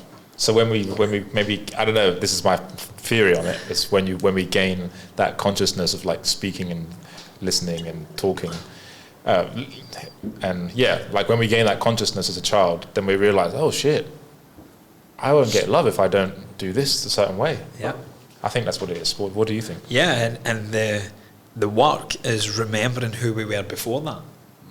Right. Yeah. Yeah. So it's never about forgetting who you are. I think it's more a remembering who you've always been. Because you've came from this and all these things get added on top of it, so it's kind of just taking it away. But especially as men, we think, oh, I need to read all these books, I need to go on all these courses, and it becomes shelf-help rather than self-help. We just go, because it's coming from a place of not enoughness. When, how can you not be? You're here. You're here for something. And that's why my system is called the purpose-driven trauma healing system. Because you're alive for a reason. And I love this quote from, I think it was Big Albert, if I'm not mistaken, Einstein. Everyone's born a genius, but if you judge a fish by its ability to climb a tree, it will go its whole life believing it's stupid. That's my issue with the education system. Because it's just in this one box of, can you sit there, face the front, look at this, did it? And it's, granted, schooling systems have changed a bit, but that was the predominant thing. Put your hand up, answer me back. And if you were a visual learner with memory recall, you were classed as intelligent. Not everyone learns that way. There's 6 other learning styles. So, yeah, that the big thing, like the relationships that we have grown up, they form how we attach to people growing up. Do you know about attachment styles? Yeah. So we want to get back to that secure attachment, and it's again security. The underpinning thing is safety. But beyond that, at a deeper level, it's like, are you secure enough to be you? All of you, both sides. Can you walk your path regardless of what people will say? That's how I define success. Is the ability to live in your values, irrespective of past experiences or external opinions. So. Then how do people find their values? Like everything we're saying, like if someone's listening to this, they're like, yeah, but how do I find my values? Like how do I do that and that? Yeah. I've got a process of doing it, questions, and I don't like that kind of, I've got the way and I'm going to hold it in the vault, come and buy my shit. Let me give the guys some tangible stuff. This might be a little bit morbid, but if you had 6 months left to live, what would you do? Because you've lost the ability to procrastinate now and waste time. So you will only make time for things that are truly valuable. Now, this is what I've made up. I believe there's 4 categories. Master values, master value, the default values, social values, and our personal values. Personal values are the keys to your freedom. The master value is spirituality, right? It's a really silly word. I'm such a spiritual person. Where is spirit not? That dog shit in the street, that's part of spirit. So everything is spirit. It's all the same source energy. So spirituality governs everything. The default values are health, wealth, and family. If you're alive enough to listen to this, regardless of how your physical, mental, emotional condition is, you're alive. There's a default value in health. There's also a default value in family, because whether you've had a very close upbringing or traumatic, or you're brought up in like Boston or care or social work or whatever, a sperm and an egg somewhere birthed you. And if you never had a very connected family life, that void will probably be why family is the highest value of yours. Because what you grew up perceiving you didn't have is what you are spontaneously inspired to go and get as an adult and create. And there might be some people that are scared to do that, but the fear's false. So it's not that they don't value family, it's they're scared to value family because the inner child was so wounded, and the association is that that's toxic. So I hear it for a lot of people that reach out to me. Like, I don't know if I ever want to be a mother. I was like, that's okay. Why do you feel you need to? Social values, pressure. And they go, and I was like, right, if I could, and I can't, but if I could guarantee that you don't live out the toxic traits of mum and dad, and you could give the polar opposite to what you experienced growing up, would you fear being a mum? And they always say no. So it's not that they don't want to be a mum, they're scared to repeat what was handed to them. Right. So health and family and wealth. I remember, I'll tell a funny story quickly. Sorry, for any vegans out there, I'm poking fun. I love vegans. I love vegetables. I eat a lot of them. But there was a guy. He was a yoga guy, and there was a workshop that I was doing in Perth, Australia. Fucking, oh God, 2017 or something like that. And the yogi vegans have got this kind of, it's really happy accent. It doesn't matter where they are in the world, they all kind of sound the same. It's like, yeah, man, like I just really don't value money. Yeah, it's kind of like it's just like an energy currency for me. It's just like means of fair exchange. And I was like, right, so why wouldn't you value fair exchange? He's like, yeah, just the traditional thing. And I said, but you don't see it as the traditional, you're reframing it. I said, and I totally agree. That's how I actually define it, is energy currency as a means of fair exchange. And he said, yeah, he said, I just don't. And I said, listen, mate, I mean, that's bollocks. I said, can I just play with you a wee bit here? And he's like, yeah. I said, that's bullshit. He said, you've heard that. I said, let's play a game. Money is the root of all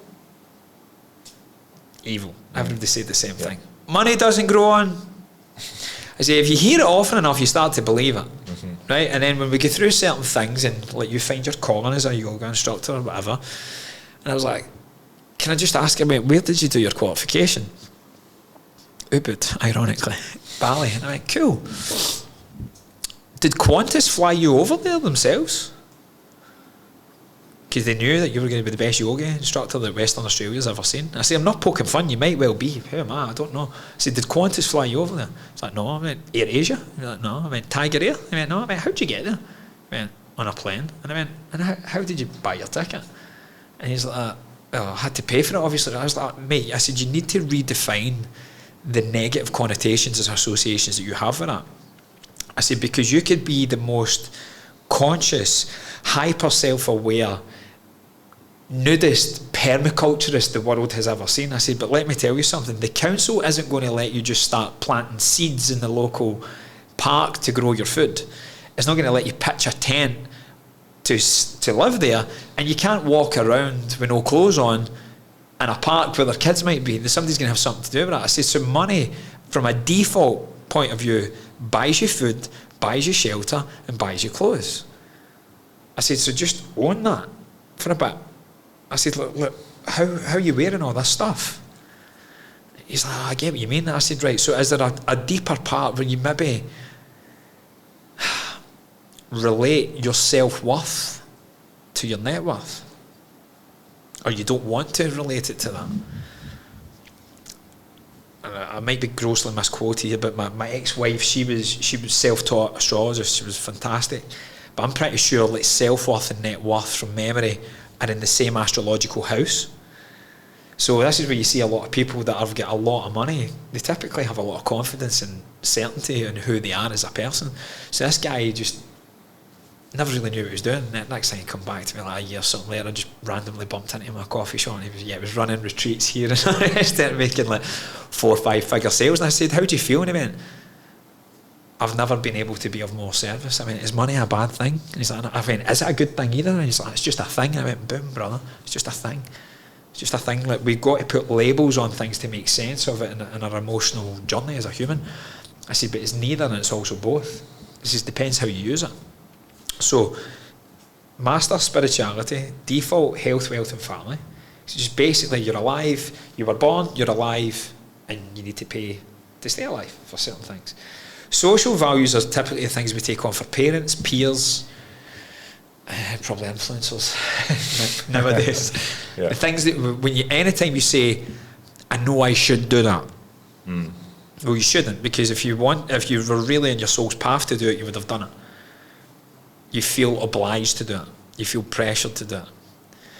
But this is where inspirational come in. Now, some days we can't be asked. We're just tired. Maybe you've been of service for 3-4 days running a deep transformative retreat, and you're just having a human day. You're just sitting in your ass. But if it's things where it's a pattern, where you're procrastinating, hesitating and frustrating yourself, it's because you're trying to live in someone else's idea of who you should be rather than who you are. And your personal values are exactly who you are. As I said, they can come from one or two places. What you perceive you were missing growing up, you're inspired to go out and create as an adult, or the things that you loved your whole life you want to keep doing. So that's the 4 categories. So when you get beyond time and space and you put yourself into that position, there's not 6 months in one day, there's not 6 months in 1 minute, 6 months in 1 second. After 6 months, you leave this physical earth. So if there was no limitations other than the time, and you can't ask for more time for the people who think this is rubbing a genie, like 6 months, that's it. How would you spend that 6 months? What would you do?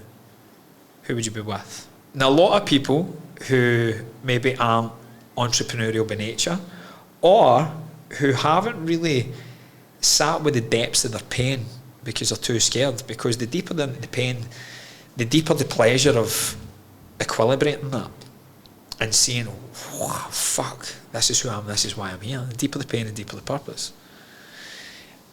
People that haven't done that will say things like, I would just want to spend it with family, maybe go on holiday together, Cool. That's not for me to say that's wrong, right?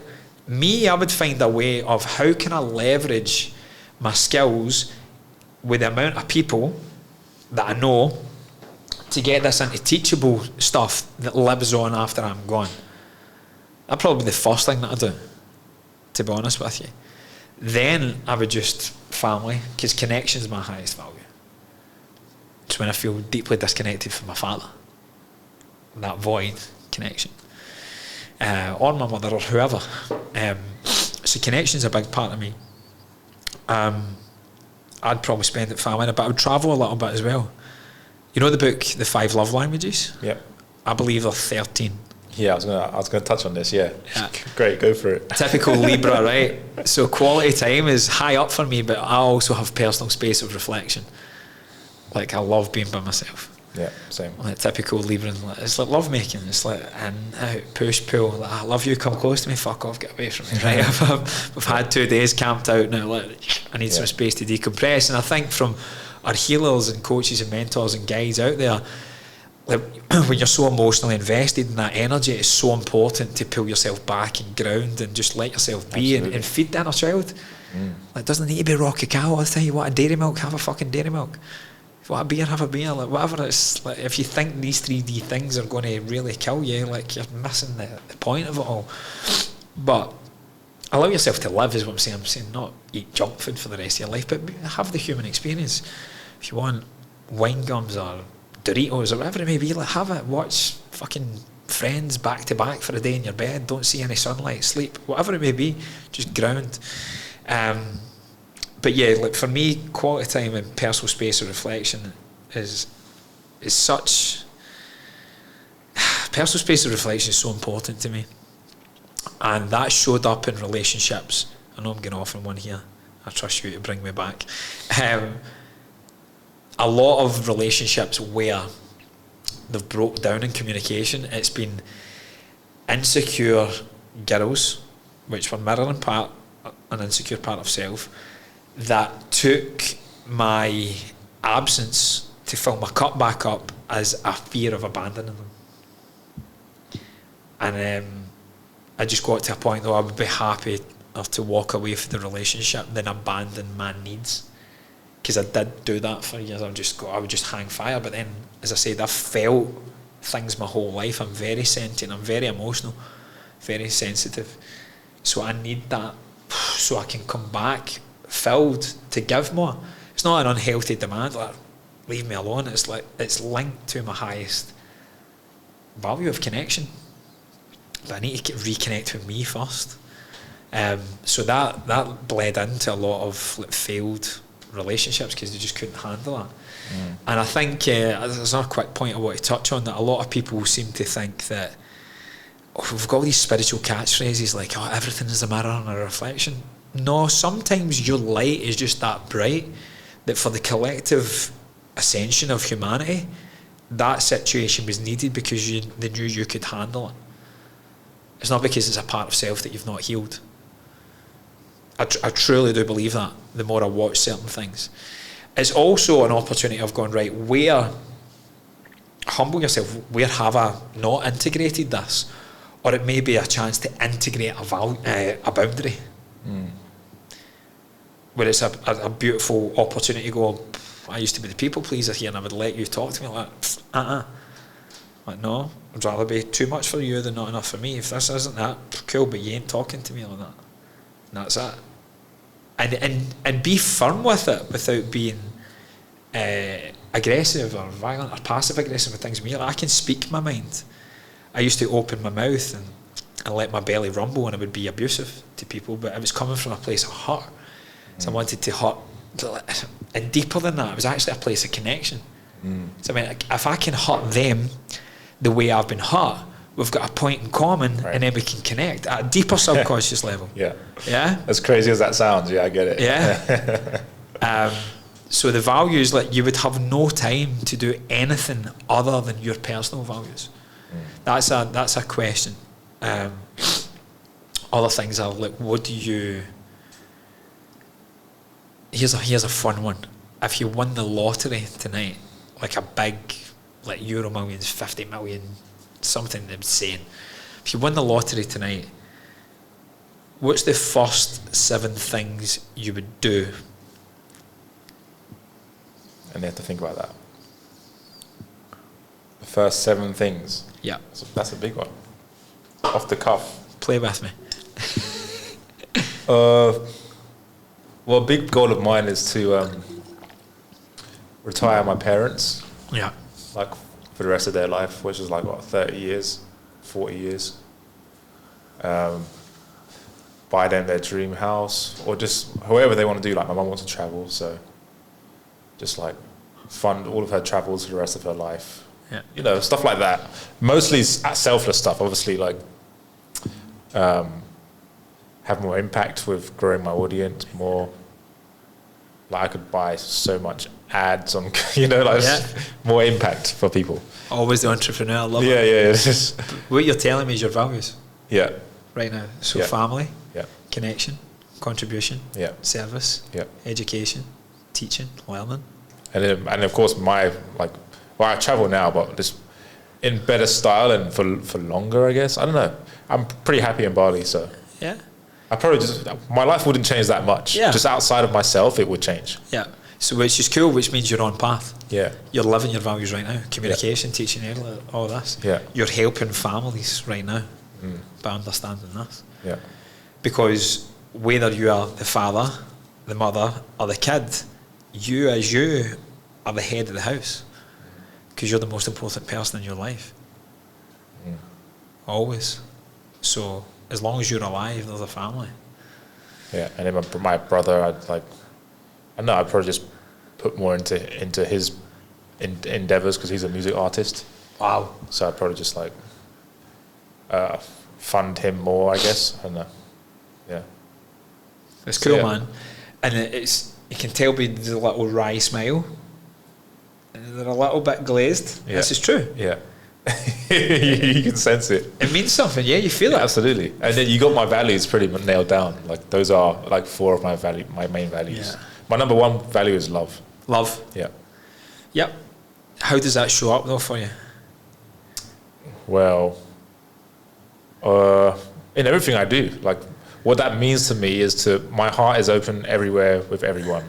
That's what it means. Nice. But there's a detriment to that. Like sometimes I feel too much. Yeah. Like I just spoke to my ex-girlfriend a couple of months ago, and I had a panic attack after I spoke to her because she said that she couldn't move on from me for 5 years. We broke up 5 years ago. Yeah. And she still can't. She said she's not able to fully open her heart because she's scared of it getting hurt again. Yeah. And I just felt that so deeply. Next day I woke up with a panic attack. Yeah. It's like I feel so much. So the love part has a dark side to it, if you know. So with divine love that is ever present. So if we think about it like for the people that are listening only, I'm putting my hand up away. Imagine going as high as I can beyond this world, universe, galaxies, like all the way up to the 0 point of creation, right? And that frequency just really going off the charts, and it slows down as it kind of lowers in frequency. It will slow, the wave pattern will slow, and it slows to a point where it can't slow anymore. And this is where the scientists talk about when the Big Bang happened, saying it collapses together and then it fractures into 2 parts, and then it slows down more and more and more until what we see is physical solids. But if we put that table under a microscope, it's the same as our human bodies. As we go into the cells, it's like mostly space with just particles bouncing off each other. So what does that mean? So at the point of the Big Bang, that was at the speed of light, meaning everything I spoke about before that point must exist in darkness. But within that darkness, we also fill it with our consciousness beyond the 5 senses. Because the 5 senses only occur lower than the Big Bang. Does this make sense? Mm-hmm. Yep. So in that blackness is what Dr. Joe would reference as the quantum field. The infinite potentialities, Deepak used to say. They're just that, yeah, all possibilities exist. But if we are stuck, so remember that divine love goes from source all the way right through and exists within that empty space within us at the micro level, within that as well. It's never not present. But from the Big Bang down, from that duality, that physicality of duality, we've got the 2 sides of the 3D love. So we'll see a dark part and a light part. But love is what actually combines the both of them. Does this make sense? Yep. So when, I'll give you a tangible example, like with kids acting up, parents never don't love them. They might strongly fucking dislike them at that moment because they're showing little dark parts. But it's actually equal and opposite chance to shine. You've got a chance to maybe repaint them differently than what we experienced growing up. But it might have been a backhander or a belt or a wooden spoon, or my mum had this crucifix ring. She was so quick, mate. This wee backhander, I would end up with a Jesus imprint. Whatever it may be, like we don't need to do that. We can, within that darkness, we can choose another thing because love is ever present. We'll tap into it depending on what side we're in, because we'll equate the positive to love, but it's only one side of it. So love knows it's both. That's the shadow and the light. So it's not for me to say that love isn't yours, but I would say it's more, I don't want to say anything actually, I'll let you ponder deeper within that. But yeah, the panic attack is just like, again, your beautiful ability to connect with people and feel their pain when they're going on. It might not feel pleasurable to you, and you might have took that on So you hear these people say, oh, I'm a real empath. We've all got the capability to be empathetic. What they're probably saying is that they're an HSP, a highly sensitive person. But if you haven't done the deep work and have ways to manage and regulate your nervous system, which I think is the key component for any relationship, because it means you're not going to be triggered by anyone else. Or if you are, you can regulate. So ways to regulate is like what we talked about earlier, meditation, breath work. Yeah. Meditation isn't the first thing I would go to. Dr. Joe wouldn't like that, because if you've got trauma in the body, having people to meditate properly when they get beyond the body is terrifying. Really? Because they need to leave. They're already clinging to this. They're really anxious, and then you're asking them to go up into this ascended level of consciousness. They're abandoning their body and they're freaking out. They already don't feel safe enough to do that. So for sometimes it's not, to me, it's not always the most appropriate way to go about it. Breath work is another one. We've spoken about this in great depth. The conscious connected breath, phenomenal. Yeah. Breathwork practitioner myself. It's a great tool. Oh, I didn't know that. I use in. But it seems to be the fashionable go-to on Instagram just now because of like Tumo breath and things like Wim Hof and making it more. It's definitely trending now. Oh yeah, it's trending, bro. But again, relationships to me are the primary food of life. If you walk into one of my sessions, I'm doing a healing session, I haven't earned your trust. And if you're one of 10, 20, 50, 100 people there, we're not going to get the opportunity to discuss what potentially could be trapped in the body mind.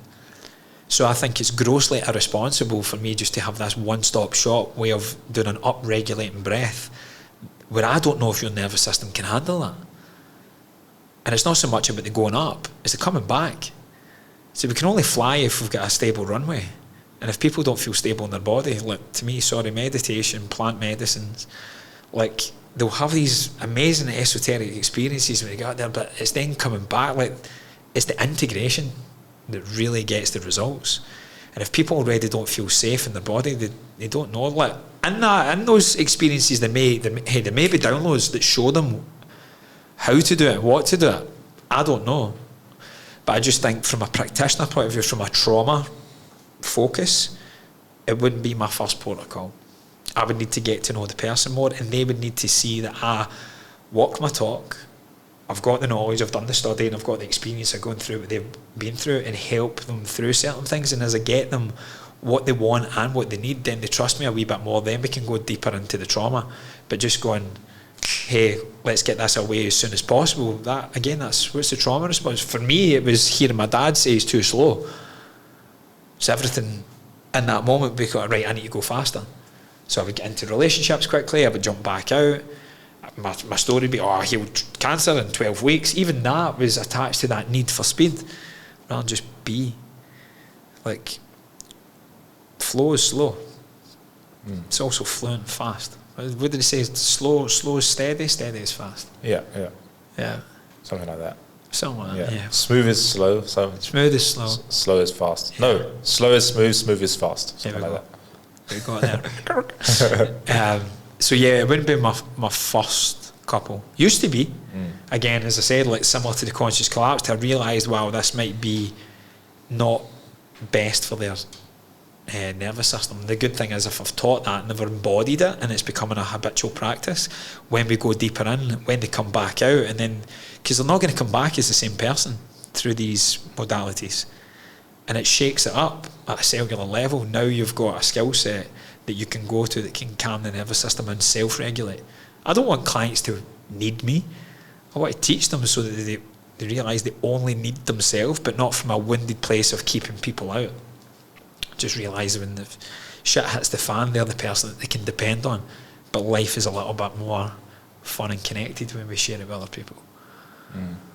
That's good. I like you said that you don't want clients to need you, because that's a big thing in the industry that we see is practitioners just keeping the clients on the conveyor belt, and they never actually get better. It's just the coach is getting more money, but the client's actually not actually making any progress. Yep.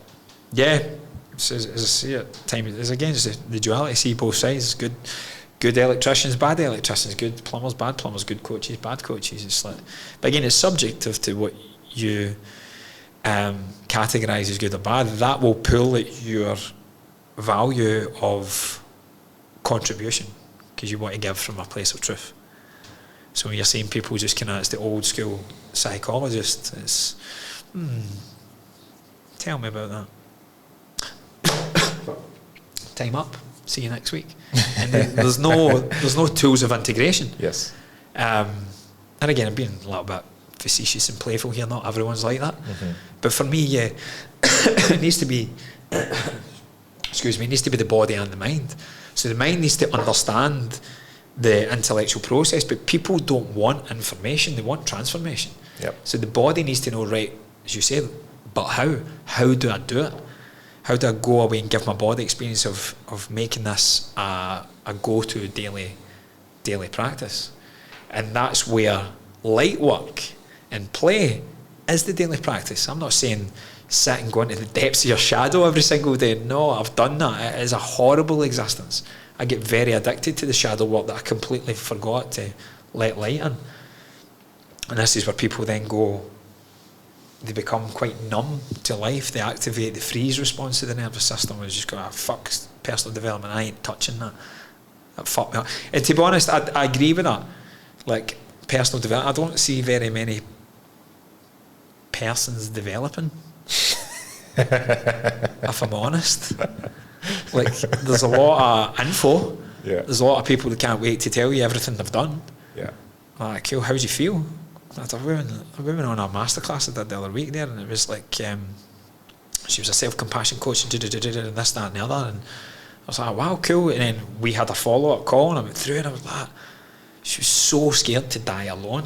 She had zero compassion for herself. But you know what, that's what will make her a great coach, because the void is it, but the value she wants to give to other people which she hasn't had, but she's not embodied it yet. And I see that for a lot of these coaches. Someone, and I've done it as well, mate, to be honest, when I realised, so I've got a conscience, when I realised I was doing it, again, the core wind of guilt was activated. I was like, oh, fuck, man, I'm like messing these people up. I would learn something, and it was as if my brain would go into the category of all the fucked up people I know. I'm like, oh, this would be amazing for them, and then I would start semi-teaching it, because that's what I did as a kid. I'd watch my dad show us how to play golf, how to play football, and I'd be out in the garden showing all my mates, rather than me just going and playing golf and playing football. So I would learn these things, but I hadn't took the time to integrate it. And it was coming from a healthy place of wanting to be of more service, but it wasn't an authentic service because I hadn't yet embodied it. And when I became aware of that, I was like, oh shit. No, you don't need to be the town crier. You don't need to walk about with a bell telling everyone, Ron Burgundy, hey, come here and see how good I look, how amazing I am at my job. If you're good, the word will get out. Yeah. You don't need to shout it. And it goes back to what my mentor said about being a herder. It was a fear of abandonment. I was trying to bring everyone along with me.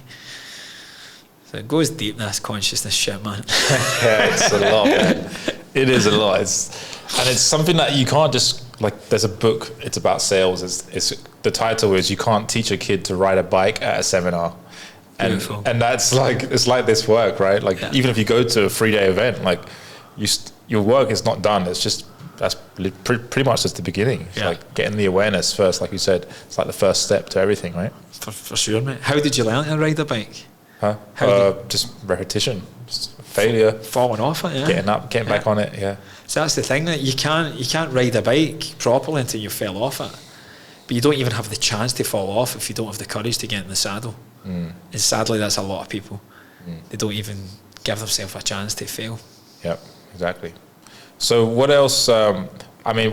Let's touch on quickly what the 13 love languages are, because we touched on that previously, but we didn't get through the whole 13. Can you remember them all? I should be if I created the bloody thing. The first thing I want to say is we give love from what was modelled to us as well, from a value point of view. We also give love from a void point of view, what we perceive we didn't have.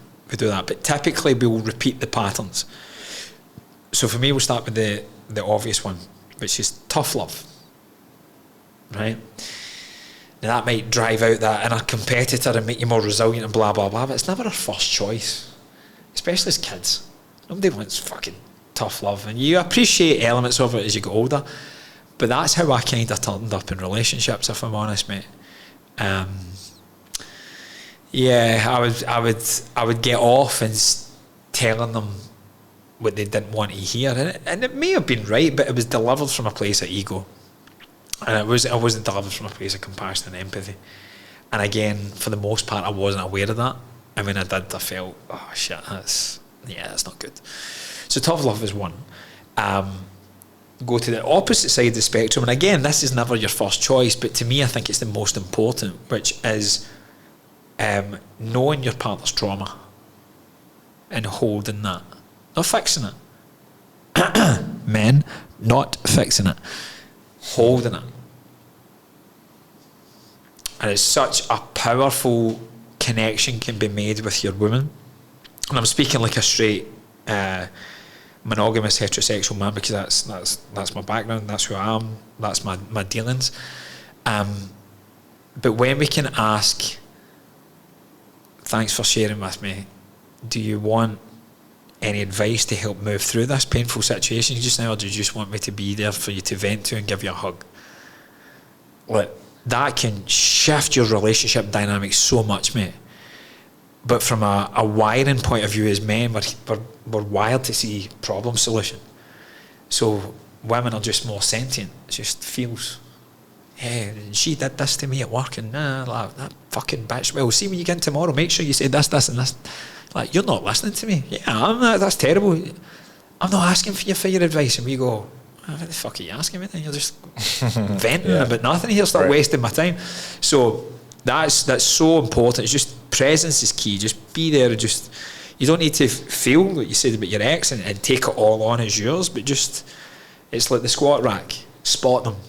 Don't lift it for them, because then you're robbing them. But it's so important to know that. And from a place of non-judgment and compassion, because what they've experienced is generational, this stuff. It comes all the way right through, and then of course there's complex traumas and things in there as well. So that's to tough love and holding healing space. Quality time, personal space of reflection, playful tactile touch, sexual intimate connection, words of praise, saying I love you, very different. PDAs, public displays of affection. Sometimes it's a kiss and cuddle, and because your inner child might like, oh, I feel good that she's happy to be seen with me, or maybe a wee tag in social media, or I don't know, a card, or hosting a surprise party, all these kind of things. Where are we at? Gifts and presents still in there. It's usually the bottom for a lot of people, other than tough love. Where are we at? 10? Yep. Mindful acts of service. I should be able to rattle these off. I'm trying to remember the diagram that I've created.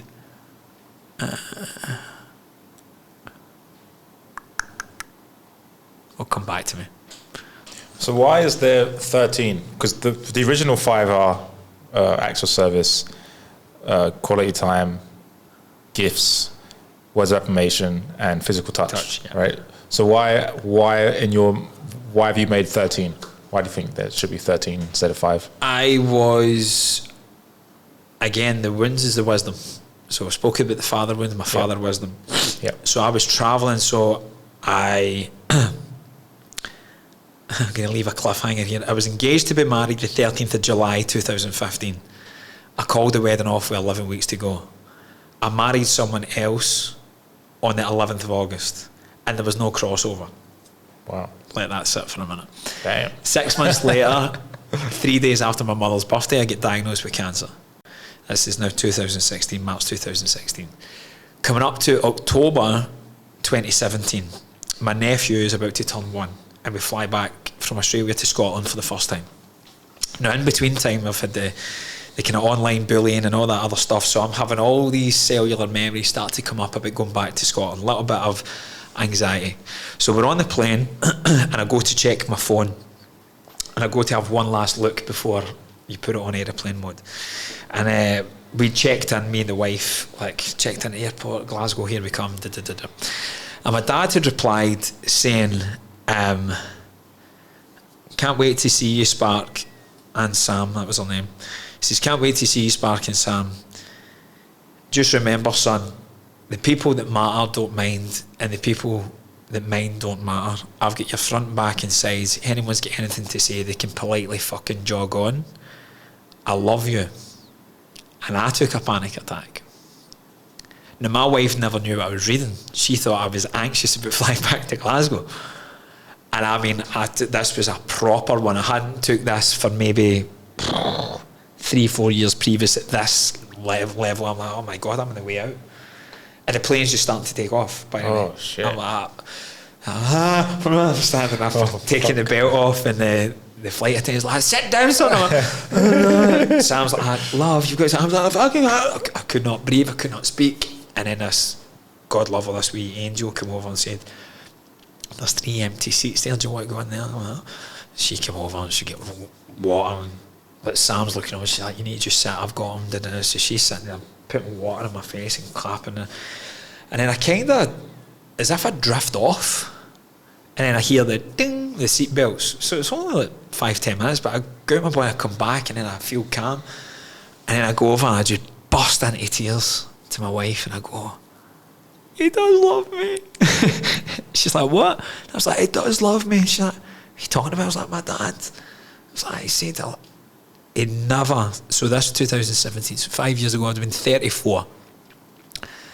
I had convinced myself for 34 years I didn't need to hear that.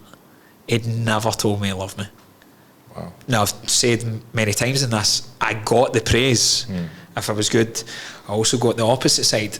But hearing those little 3 words is different to words of affirmation. That was the first thing.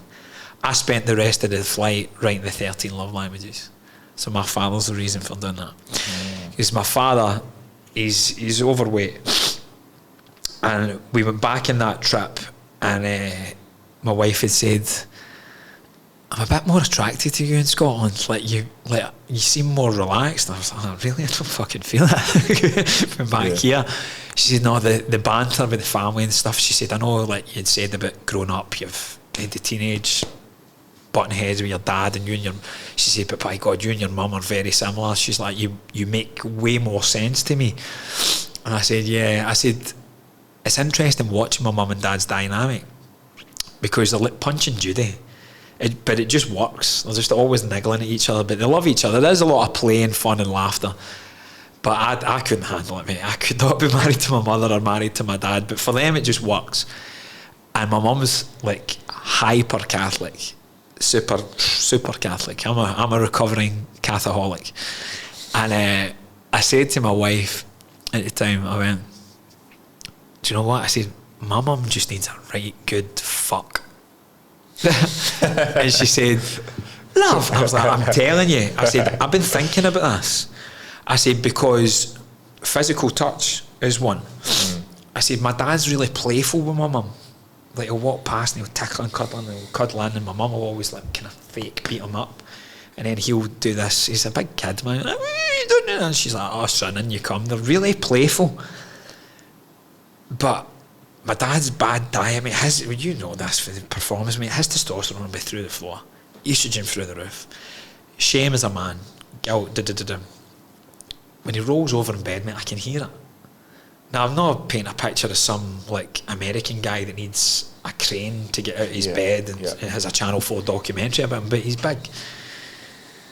But again, similar to how he spoke to me growing up, he knows there's right and wrong, and he knows, and there'll be shame attached to that. And then my dad, when he goes into the, I'm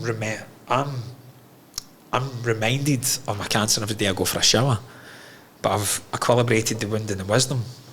Every day my dad goes for a shower, he'll be reminded of feeling less than a man. I feel I've never had this conversation, mate. I'm really being assumptive here, but he's not going to get to see that. he won't have saw that for many a year. And I very much doubt that they're sexually active. Might be like a lunar eclipse, happens every now and again and it's special, but I don't see it. And growing up with that Catholic background as well, there was a lot of sexual shame. Not overly for my mum and dad, to be fair to them, but just it was the taboo subject.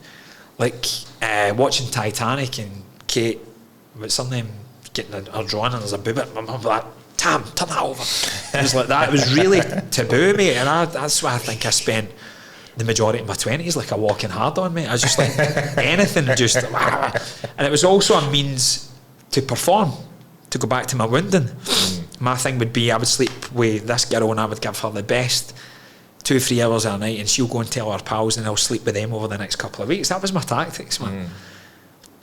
And I was deeply looking for connection, but I was so fucking scared of it, man. So it just became this player, but then I got to connect with the boys. Oh yeah, did that, fucked up, did that, all that bullshit that we go through, mate. And when you say it loud, I mean, there's no guilt or shame, mate, because it's a big intricate part of what I do now. But I've carried a lot of guilt and shame with that, because how I used to treat them, mate, yeah, you would have the porn star fucking and all the rest of it, but there was real emptiness, like real unfulfillment. You go, is this that? No. So when I look at that and I know the sacred container that a conscious relationship is, and the beauty and the power of our sexual energy, to see my mum and dad without that, like beyond the gads is a Scottish term for like disgust, like gads, you'd go, oh, mum and dad doing it. Growing up, of course, that's a horrible thought. Even now, like, I would never want to be a front row seat of that. But from an emotional point of view, it makes me sad that they don't have that. So that's where that then get fractured, the physical. But they make up for it by being very tactile, very playful. Right. There's a lot of reassurance and cuddles and kisses and fake my mum beating them up and all that, and they're just like, they're two big kids, man. Yeah, they really are. So that's that side of things. Saying I love you, the trauma was a big one, because I'm going, they just don't know why they behave in certain ways. The tough love, again, that's what was handed to me. My mum as well, like her father left when she was 2. My aunt was 10 years older than my mum, so my aunt had to work at 15 to support my gran.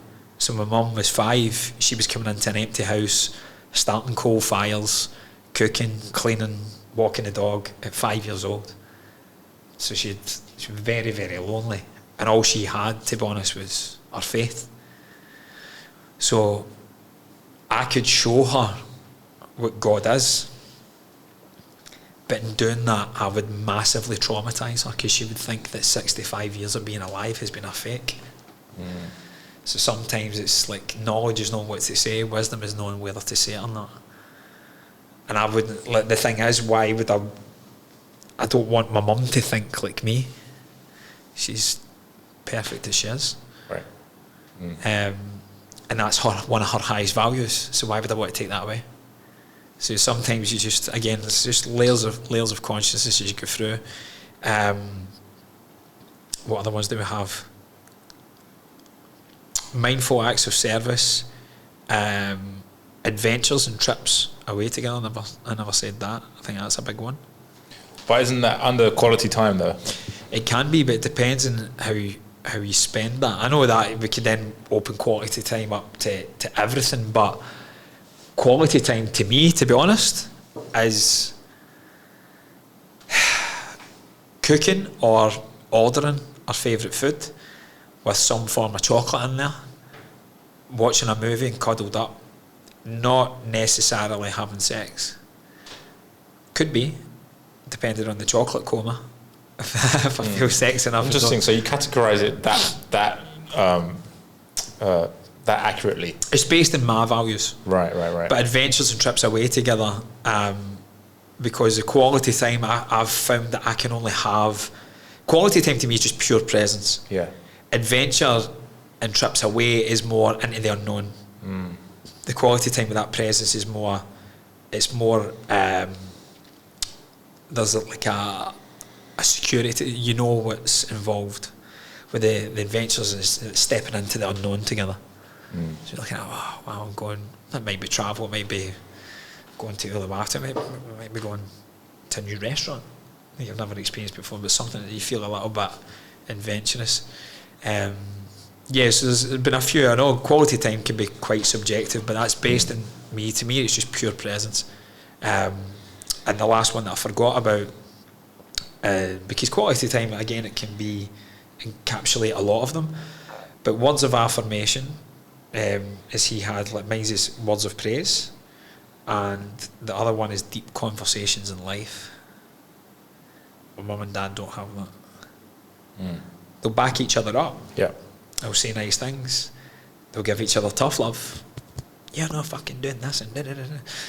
And everything's growth, but the deep conversations in life want to know that there's more.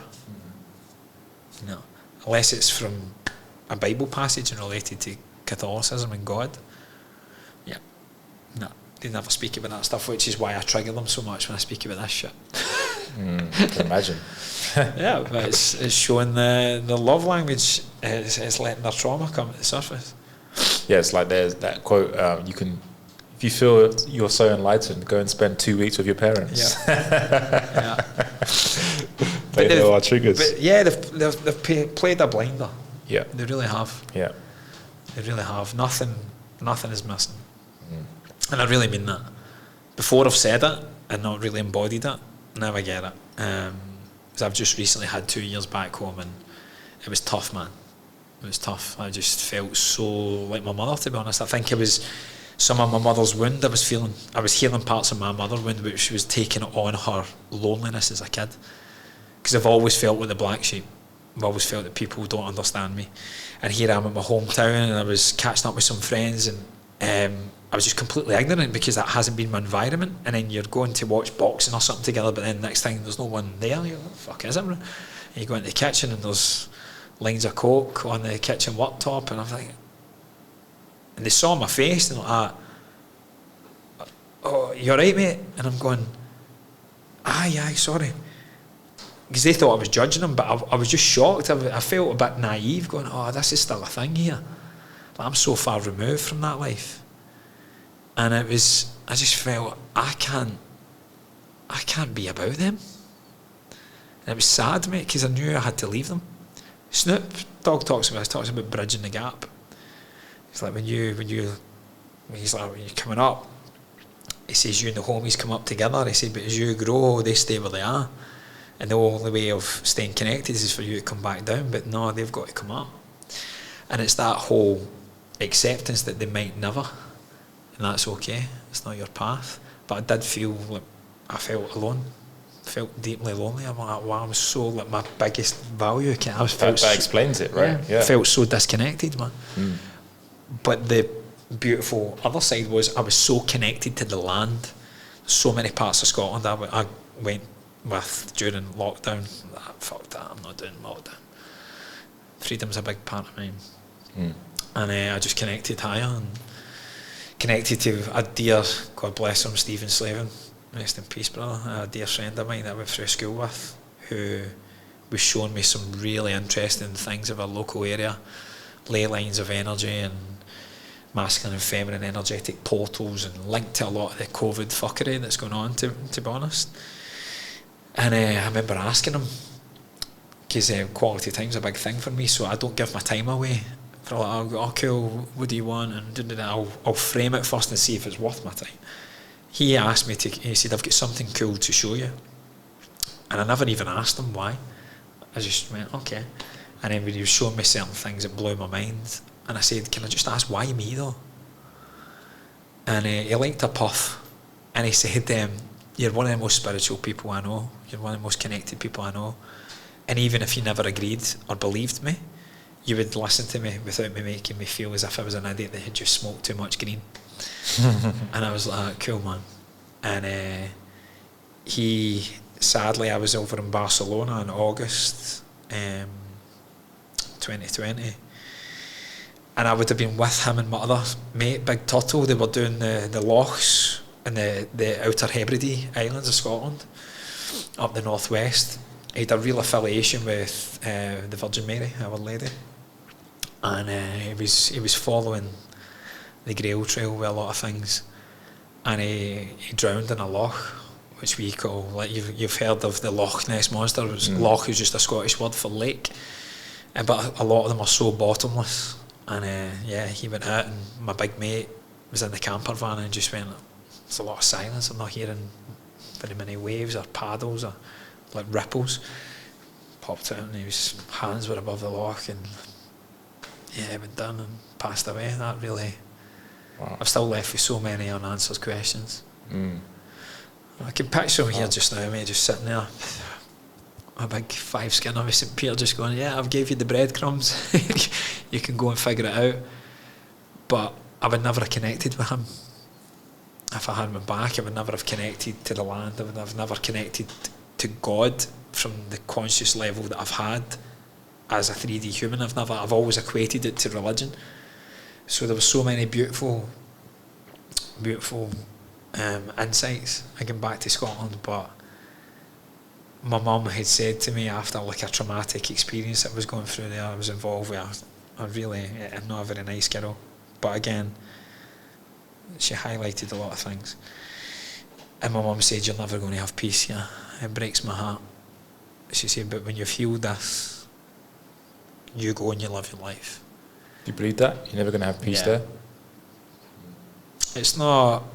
I need the sunshine anyway, mate, to be honest. It's too bloody cold, Scotland.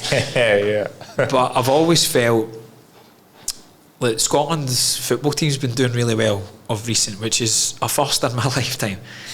And Hampden was absolutely rocking. I woke up, we're obviously 7-8 hours in front, so I woke up this morning, I checked, and we had won, and we get through, and it was rocking, and I just started crying, mate. I went, I love my country, but I've never felt as if it's loved me back. I've always felt so misunderstood. But it was all a fundamental part of the soul's journey for all of us, which is know thyself. And stop delegating it, fitting in with everyone else. So that's the journey of life, isn't it? Know thyself. I truly believe it. I truly believe it is, mate. It's like every day I'm just focused on mastering myself. Because I believe that once I feel like I've mastered myself, which I think is an ongoing process, like the better my life will become, and then the less I will do things out of fear, rather inspiration, and in alignment with my values, like yourself. You're smashing it out of the park, Yeah, thanks. So the last question before we wrap it up, what is the meaning of life to you? I ask every guest this because there's always a different answer. It's so fascinating to hear. Growth and expansion and love. And tangibly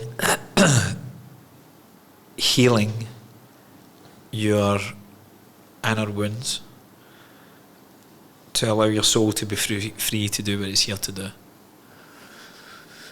And ultimately, however that subjectively looks, comes back to expanding and growing in love. I like that. Nice and simple. Yeah, that's awesome. It's very powerful as well. If people really internalize what you just said there. It's a great question, man. It's like a summary of everything we just spoke about, actually. Yeah, and that's the thing. Like, you can overcomplicate things. Life. Can I leave you what I think we all want? To be loved and accepted for who we are, doing the things we love, with the people we love the most, for as long as possible, in the best health possible. That's it. That's awesome. That's a great note to end on. Mark, thanks, man. Appreciate it. Legend. That was awesome. So where can people find out more about you before we head off? Instagram's probably the best. All right, cool. I'll link it up. Still quite like the feel of that for now. All right, cool. Awesome. Yeah. So I'll link up the Instagram, TRYSTEDSOUL. That's the one, mate. Awesome. There. All right, guys. See you in the next one. Ciao.